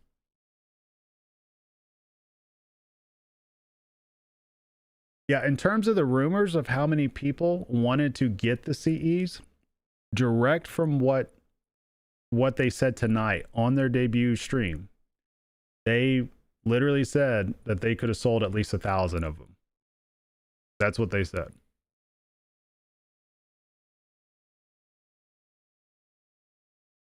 How come you can't send some pesos here? Well, Hector, the reason why is because I'm a partner on Twitch. So whenever I live stream on YouTube, I'm not officially part of their YouTube gaming thing. Like, I cannot live stream video games, pinball, or anything like that. I can sit here and talk. But I am moving over to YouTube gaming next year. I've been talking to Twitch about getting out of my contract with them. Because I do want to stream pinball. I do want to stream video games again. Like, the reason why I got partnership was streaming Call of Duty several years ago.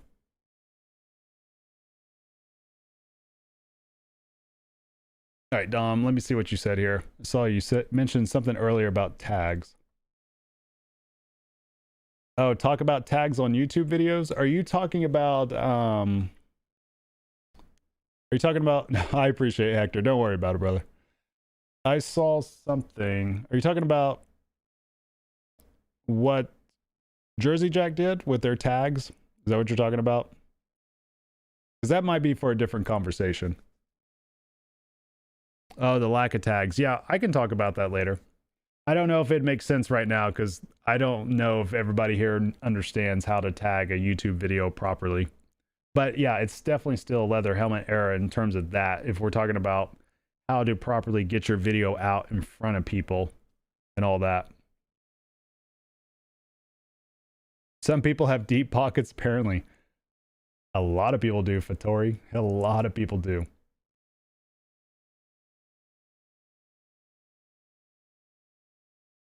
Lots of people do. And some people, even though it looks like they have deep pockets, they just happen to have deep credit cards. I've seen that plenty of times as well. You wish you did. Don't we all? Don't we all? Yeah, no, I mean, it took us a while to get there, to be honest with you, to get to the point to where we felt comfortable buying pinball machines. I still remember being in college and my wife and I, we got married halfway through college. And I still remember halfway through the month, we would have $25 in our bank account. And legitimately, I still remember this, $25 halfway through the month. And in order to eat, we would go out to a Mexican food restaurant and order a meal that was only $4.99, and we would split it. And then we would eat the chips and salsa, and we would drink water. So our meal ended up being less than $7.50 total after tax and tip. And that's like, we would eat that one meal to try to keep our daily food under $15. I still remember that. Those were the days. No, Hector. I think a lot of people think that. There's a lot of people that think the LE looks better. There's a lot.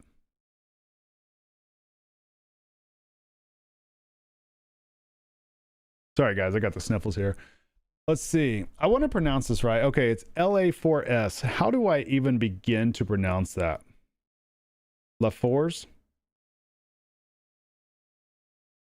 I bet I said that right. I'm going to give myself a massive pat on the back if I said that right. Yeah, no, I agree. That's why I was looking over at their YouTube earlier. LaForce. Okay. Bam. Right there, guys. I got lucky on that. But no, I agree. I was looking at it earlier, and yeah, Jersey Jack, they don't have their YouTube up to date, and they're not tagging things properly. But see, Stern did the same thing though. Stern drove me freaking crazy with their George Gomez video. I don't know if anybody else picked up on this. And again, it was a well-made video to an extent. It was well made. It was lots of good information, but I thought they mistitled it at first, because the title of the YouTube video had nothing to do with what George was actually talking about. So that really threw me off. That really did.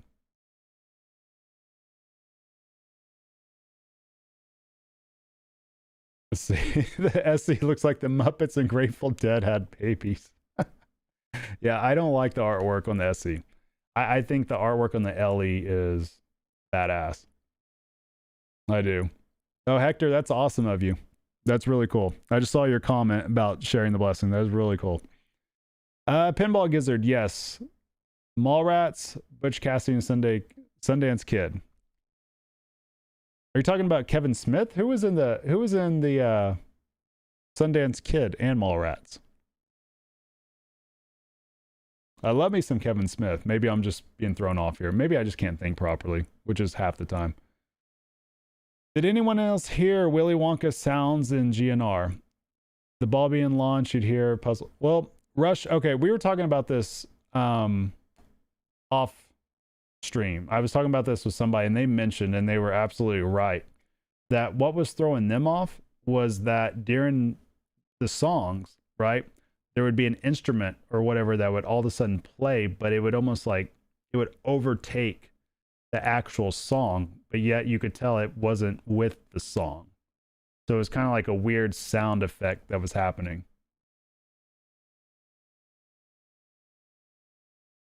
Let's see. Smith took oh gosh, you're right. Nope, you're right. Okay. Yeah, Pinball Gizzard, you're right. Sorry, it took me a few to think about that. Okay, I know what you're referencing now. That movie's hilarious. I love that movie. I used to listen to Kevin Smith podcasts a lot, but you know. Let's see, Rush, like your stream, by the way, in videos, first time chatting. Well, I appreciate you being here, Rush.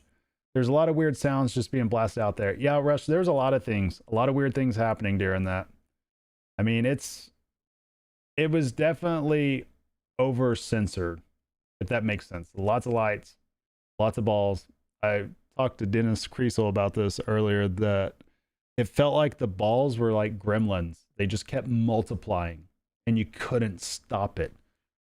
It couldn't stop it. When I nearly was a smartass when Kevin asked everybody, okay, what objective do you want to see me go for next? I was about to say, try not to get a multi-ball this game. I nearly said it, but I was like, no, I'm going to bite my tongue. I'm not going to say it. So instead I said, go for turn multi-ball. Go for the wizard mode. Yeah, it is. LaForge, it is. Like, some of his stuff is really good. I like it when he's talking. We're talking about Kevin Smith. I love it when he's talking about comic books and stuff like that. But other stuff, it's kind of like, you know. No, Hector, I appreciate it. And we're actually going to have Greg on the podcast pretty soon. He's going to make a reappearance eventually. Need more cowbell, not multi-ball. 100%. That should be a t-shirt. That's 100%. 100%. But yeah, there was something weird with the sound. I know what you're talking about. Definitely was. Jose, you feel the same way? Okay, yeah, we're all on the same page then. I mean, all of us. I mean, and these are things that can get fixed. It is. I think. So one of the things that happened too, and I'm sure most people here have probably listened to Kaneda's podcast before, and you know, he has been over the moon about this, you know, talking about everything with it. And I understand, he's a huge fan. I would be the same way. If I'm a huge fan of something, I would be the same way. But I think at the same time, you know, and this is one of the things that I was talking about before, that we kind of have to dial back our expectations a little bit, because they're nothing's ever going to be perfect. Nothing ever is. So naturally, when you're expecting, I think some people went into this expecting perfection, and then when something's different, it's a little jarring. And for me, I wasn't expecting perfection, but yet there were still some things in the overall gameplay that was a little jarring to me, if that makes sense.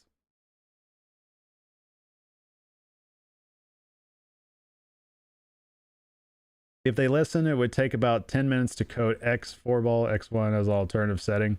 Yeah.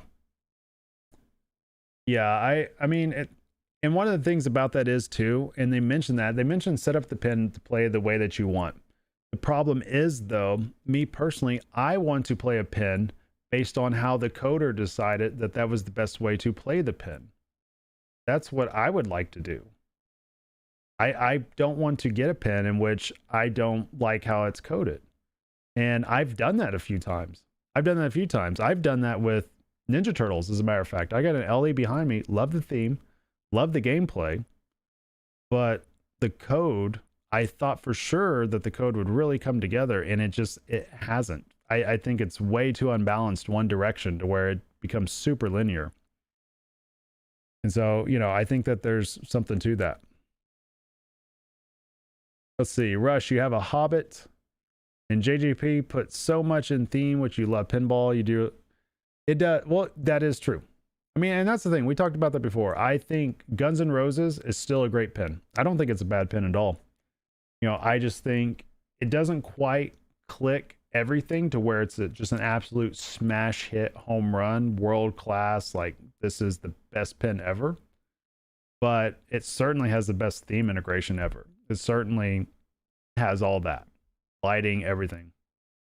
If I just wish the playfield would match it a little bit more. Maybe the rule set just needs to adjust a little bit. I don't know. It's very hard to make all that come together. Pinball's not easy to do that.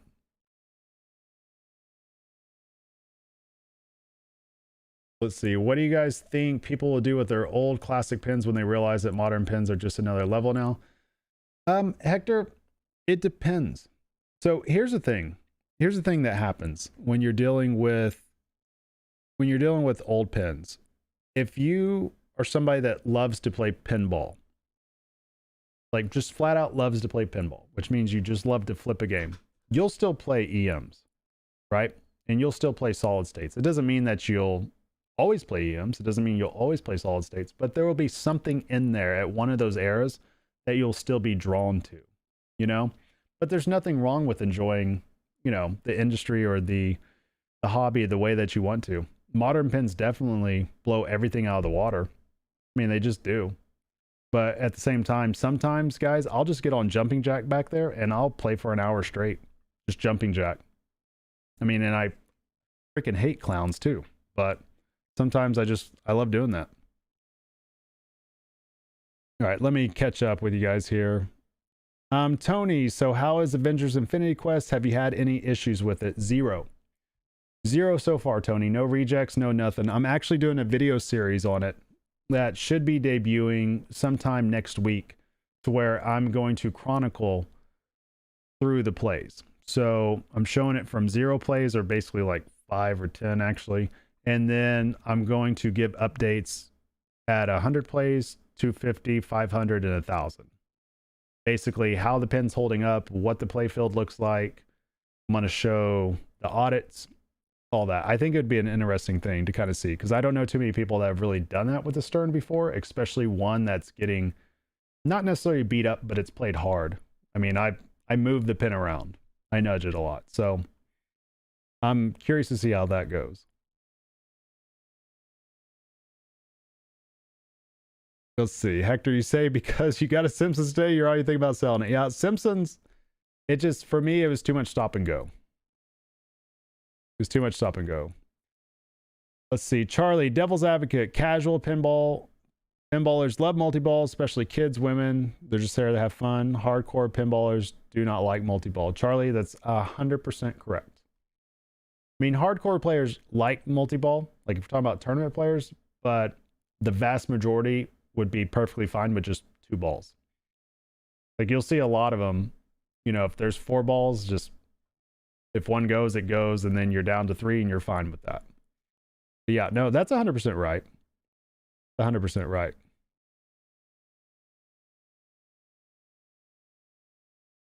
Hey, sorry about that, guys. Let me keep up here. Let's see. Charlie says, I'm just going for what people say when they come play at your house. Just get, yeah. I mean, it's, you know, it's one of those things. I think Guns N' Roses, if you get it at your house, people will be drawn to it. Casual people don't care about code. Casual people do not. Casual people probably don't even care about the flow of a game. They will just love the lights, the sounds, and all that. In that regard, Guns N' Roses, great. Great. I mean, I've gone to different pinball places across the country in which I went in there, and there's clearly something wrong with the pin, and I bring it up to them, just say, hey, you know, look at this target, or hey, this mode can't start. And they'll look at me and they'll be like, nobody's told us that in over a year. I mean, not everybody catches things. Not everybody's that deep into it, and that's perfectly okay. I mean, stepping up to a pin that gives you an easy multi-ball, gives you a light show, and, you know, get your blood pumping, get your heart rate up, is fun. I mean, that's nothing wrong with that. 100% nothing wrong with that. See, Infidel. You bought a TMNT LE2, just couldn't get into the code. Doesn't really feel fun or rewarding. Yeah, I feel the same way. That's going up for sale next week. I plan on selling my Star Wars and Ninja Turtles. I'm actually going to price that probably at 8,000 and just move on. Love the theme, just not filling the code. Am I having any regrets for Infinity Quest? No, absolutely none. Like I've seen GNR. I prefer Infinity Quest. The flow on it is spectacular. It's so much fun to play. The combos to hit, it's really fun, and it's challenging for me. It's not an easy pin. I can usually chew through a pin pretty quick. Like, for instance, Ninja Turtles, I got to Final Battle the very first time I played it, and I got to Cowabunga in less than 10 plays on it. Now, Infinity Quest, I'm having a more difficult time right now. I think I'll have a little bit harder time on that. So I'm enjoying it though. It's well made for sure.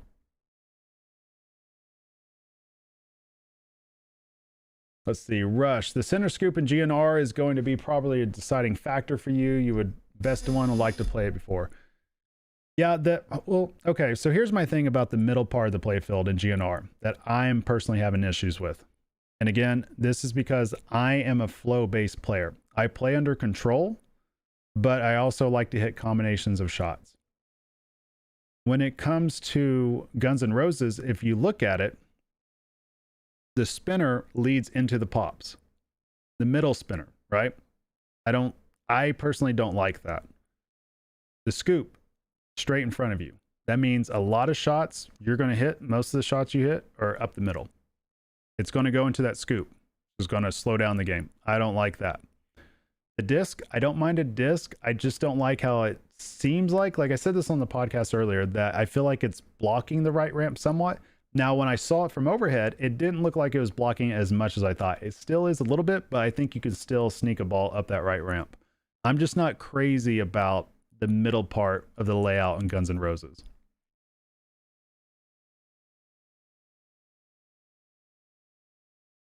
But yeah, in terms, let's see, Hector, you would love to see Avengers Infinity Quest with a custom code, full assets. You'd buy an LE, no question right now, just no. Yeah, I mean, I could see that, but the thing is, Hector, it's meant to be a comic book, right? So the reason why, like, here, let me show you guys. I think I have it right. Yeah, see, I even got this just chilling. Like, I'm a huge comic book nerd, and I didn't just buy this just recently. Like, I've read this thing several times, had it for a few years now. And so that type of pen, it speaks to me, and I don't need LCD assets really, or a movie happening on there for me to get excited, because I rarely look at the screen unless I'm trying to gain information. But obviously of course you could always do something a little bit better. I mean, of course you could. Let's see here. Light seizure lights. Yep, I agree. Do I like Avengers LE better than GNR? Crazy Nights, yes. Me personally, yes. Now, I have not played GNR, I'll get a chance to here in a couple of weeks. We're supposed to be getting one here locally at our arcade, hopefully in a couple of weeks, maybe a couple of months. So, but offhand, just watching it, I'm not a fan of that type of layout. The theme, the light, sound looks awesome. I'm just not a fan of layout. I'll still play it. Like if it's on location, I'll feed it quarters for a full day and play it. I just don't see me enjoying that at home because I'm a super controlled player, and you give me a multi-ball, I want to stay in control. Now, if I have a game in which I can get multi-ball at will, but I have to just chimp flip my way through it, I personally will not enjoy that. And that's just me. I could see the vast majority of people will enjoy that because the vast majority of people do not play multi-ball under control. And the vast majority of people that just step up to a pinball machine don't get the multi-ball anyways. So I think that's why they have it coded that way for sure. Let's see. Charlie, I agree. The ramps are pretty sweet. Like there's a lot of combinations. The Infinity Quest plays fast, plays very fast, and it's so damn rewarding. It's very rewarding. That's why I can't wait. I'm going to have Raymond Davidson on later this week, and it'll be shown next week, and it'll be interesting. I'm going to talk to him about Avengers, and hopefully we can find out some good information on it. Let's see. You wonder what Jersey Jack thought about the spinner wheel and Avengers. Well, it's interesting because they both look a little bit different. If you notice, Avengers just does the post, right? But on GNR, it had the post with the fat rubber around it. And honestly, I kind of prefer the GNR one better with the fat rubber on it. I would rather have that because there's a lot of times, like if that post is straight on, right, in front of you and you hit it, sometimes it doesn't move the disc. Whereas I feel like if it has that fat rubber on it, it'll make it go. I mean, I might consider going ahead and doing that on there and just on my Avengers pin, just so that way, because I don't like hitting it dead on and it doesn't spin. I find myself like trying to figure out how to get it to spin. And a lot of times I'm having to use the upper flipper to hit it to get it to move slightly over to the left or to the right.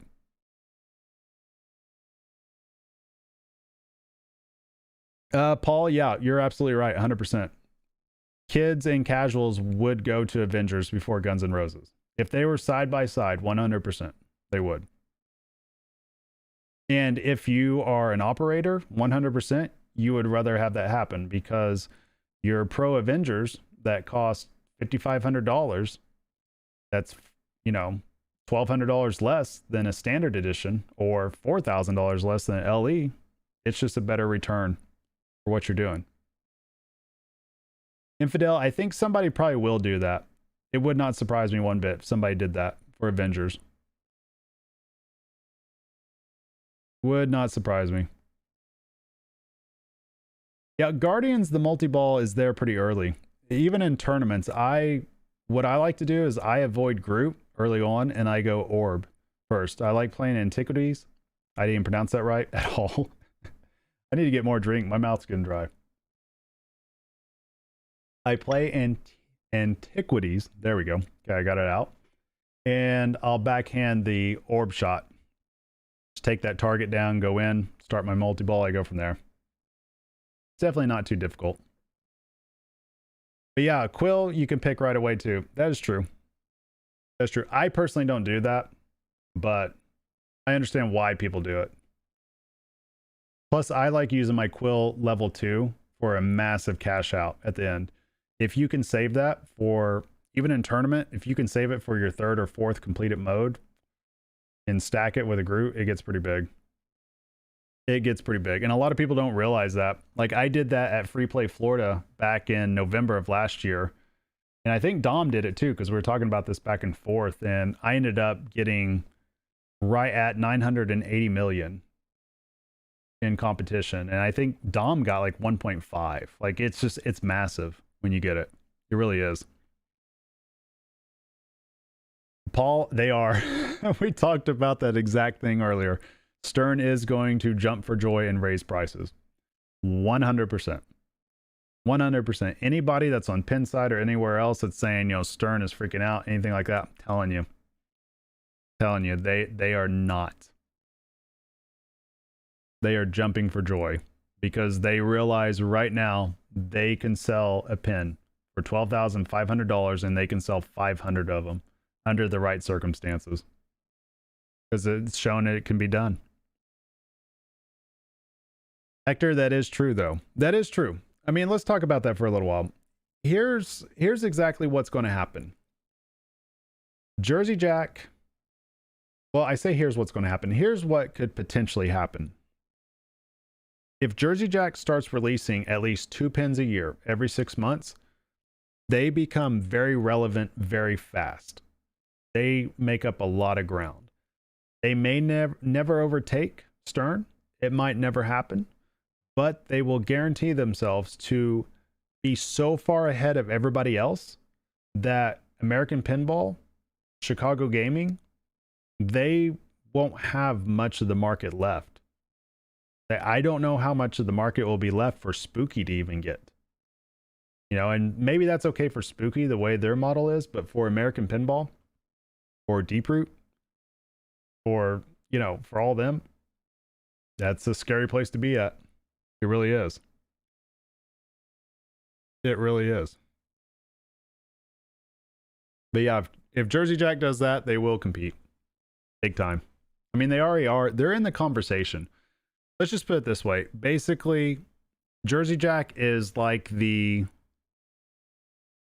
team that all of a sudden went up by 10 points in the first quarter, right? But Stern can still play out the second, third, and fourth quarter.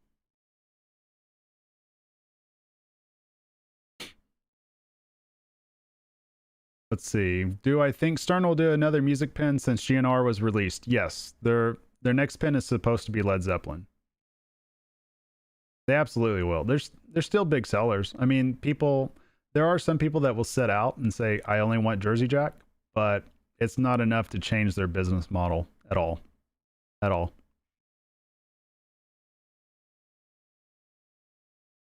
Let's see. They put a piece of carpet in the game and sold them for $15,000. Infidel, that's true. They put that, what was it, the couch? We don't even know who touched that couch either. Who are the people that bought that? That's what I want to know. I want to meet the man, or the men, maybe I don't know, that bought an Elvira $15,000 pin. Do they call that a Super LE? What'd they call that?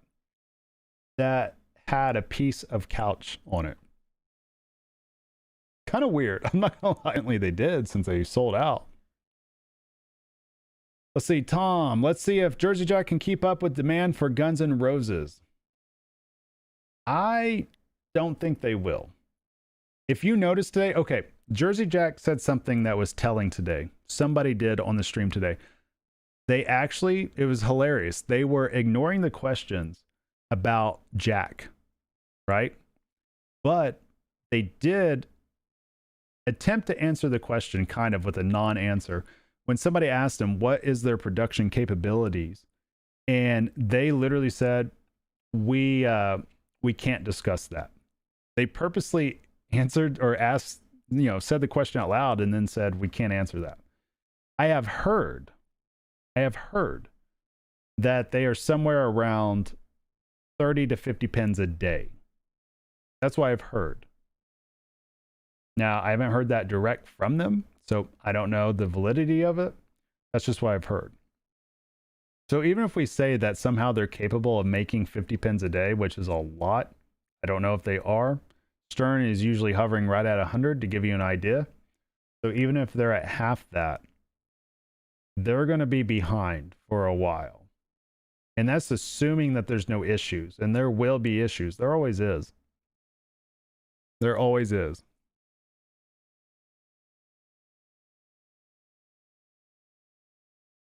So I don't know. I don't know how that'll play out. Yeah, they did, Infidel. Yeah, they did say that too. Jersey Jack did say that the demand for the CEs were double. And that's what we were talking about just earlier, that literally means, and this is what's scary, Jersey Jack undervalued their pin. They undervalued Guns N' Roses. They most likely would have sold all 500 at $15,000 on the CEs. Yeah, I'm not sure, Dom. I'm not sure the validity of it. I might I might go take a tour of the facility. Now, of course, obviously, I don't think I'd be able to tell anything about the facility, but I really want to go take a tour. So I don't know. I'm curious. I mean, I'll say this. I think Jersey Jack can push out more pins than Deep Root can right now. I mean, so there's that. I mean, maybe if they did 30, that's what, 900 a month, give or take. And here's Tom still waiting on his Wonka. Yeah, sorry, Tom. Your Wonka ain't coming, buddy. It just ain't. You got to take it out back, shoot it, get rid of it. How long have you been waiting for that playfield?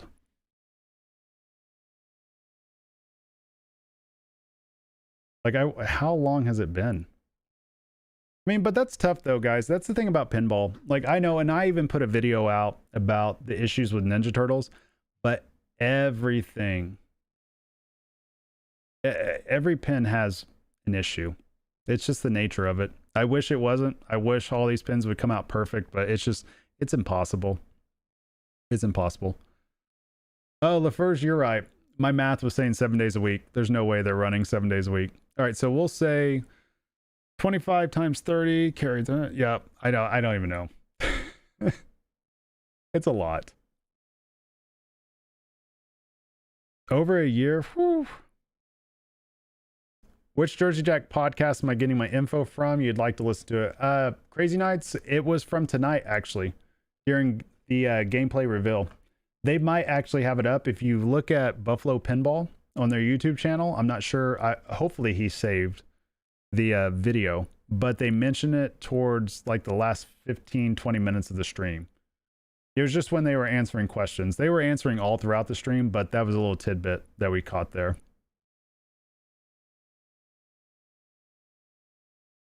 Yeah, I agree on that. Pins have definitely always had issues. The operators just, yeah, I agree on that. I mean, it's tough too. I mean, it's just a naturally physical game. I mean, things just break. Sometimes you got to try to bulletproof things. I mean, that's what I do. Like, I should have made a video about it. I apologize that I didn't, because I told myself I was going to. Whenever I get a new pin, I open up the playfield and I check everything. Always check that all the screws are right, everything's tight, because I learned my lesson with Iron Maiden. The very first time I played it, the LE playfield goes up, or the ramp goes up, center ramp, hit it through there. All of a sudden I hear a, and I'm like, what was that? It was just the loudest thump ever. I immediately stop, lift up the playfield. The mech underneath had fallen completely apart into the cabinet below. Just fell apart. And what happened was, it was legitimately missing screws. It wasn't even like they weren't there. I couldn't find it anywhere. I'm like, this is at the time is like an $8,500 machine. And a main ramp that you got to hit in order to start your mode was not even put together. It blew my mind. It blew my mind. I mean, it sucks. It does. Like, we definitely, we should not be in a situation to where we say it's just part of the hobby, but unfortunately it is. Until we get robots on the line, which even then, I mean, think about how expensive that would be. Makes you wonder. But I don't know. I mean, I'm excited to see what all's coming out, but I think we're going to go through this weird point in pinball right now. Like, I really do. I could see Stern not pushing out as much volume and instead going for the higher end pins, similar to what Jersey Jack does, but maybe instead of doing 3 or 4 pins a year, maybe it's just on a rotation of every 4 months, and, you know, give or take a few days, and that could just continually rotate, where maybe they have 2.5 pins a year or something like that. And when I say half, I'm meaning like a heavy metal type pin where they do something private label. I could see something like that happening. We should be allowed to return it. Yeah. Yeah. Well, I was ready to drive Ninja Turtles up to Stern. I legitimately, that pin went down on day 2. Day 2. My glider went down, and I still have it right here. So here's how this worked out. This bad boy right here was what stopped working, and it made this not work at all. So Stern sent me a whole nother one of these, and that took a month to get fixed. That's why I didn't have any Ninja Turtle videos. That's exactly why I haven't done any. Because my pen was broke the whole time. I had one of the first LEs off the line, and it was just broke. Very frustrating. Charlie, that's exactly right. That's a good point. Attention to the after sale, customer service, everything. That's a very good point. See, Hector, you can't help to put on the table the power that JJP reveal trailer had meant marketing sales wise. Other companies would be really stupid not to do their reveals similar like that. I agree. I agree 100%. I think Stern is practically the only one capable of doing such a reveal. I don't know if they'll make that choice just because they've had success in the past. Now, if Jersey Jack does this again, we might see a change then. Yep, Infidel, kind of in a way. I think, from my understanding originally, I think Ninja Turtles was off by a couple of weeks due to COVID. And I know that Infinity Quest was actually due to be out sometime around Pinburg, from what I heard, which is in August. So it ended up being a little bit further back. But I mean, I think that was just their general plan overall. If you notice what actually ended up happening, Stern did not put out too many pros for Infinity Quest. That's why you don't see many around. They still had some, but the premiums outsold the pros. A lot of people are saying anywhere between 6 to 7 to 1.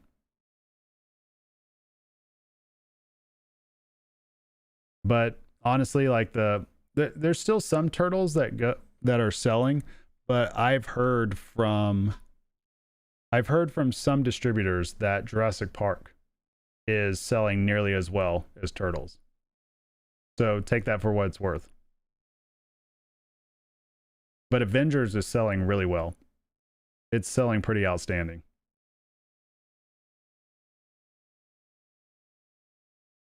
But there's no other way. I mean, who knows what they're going to come out with next, though, after Led Zeppelin.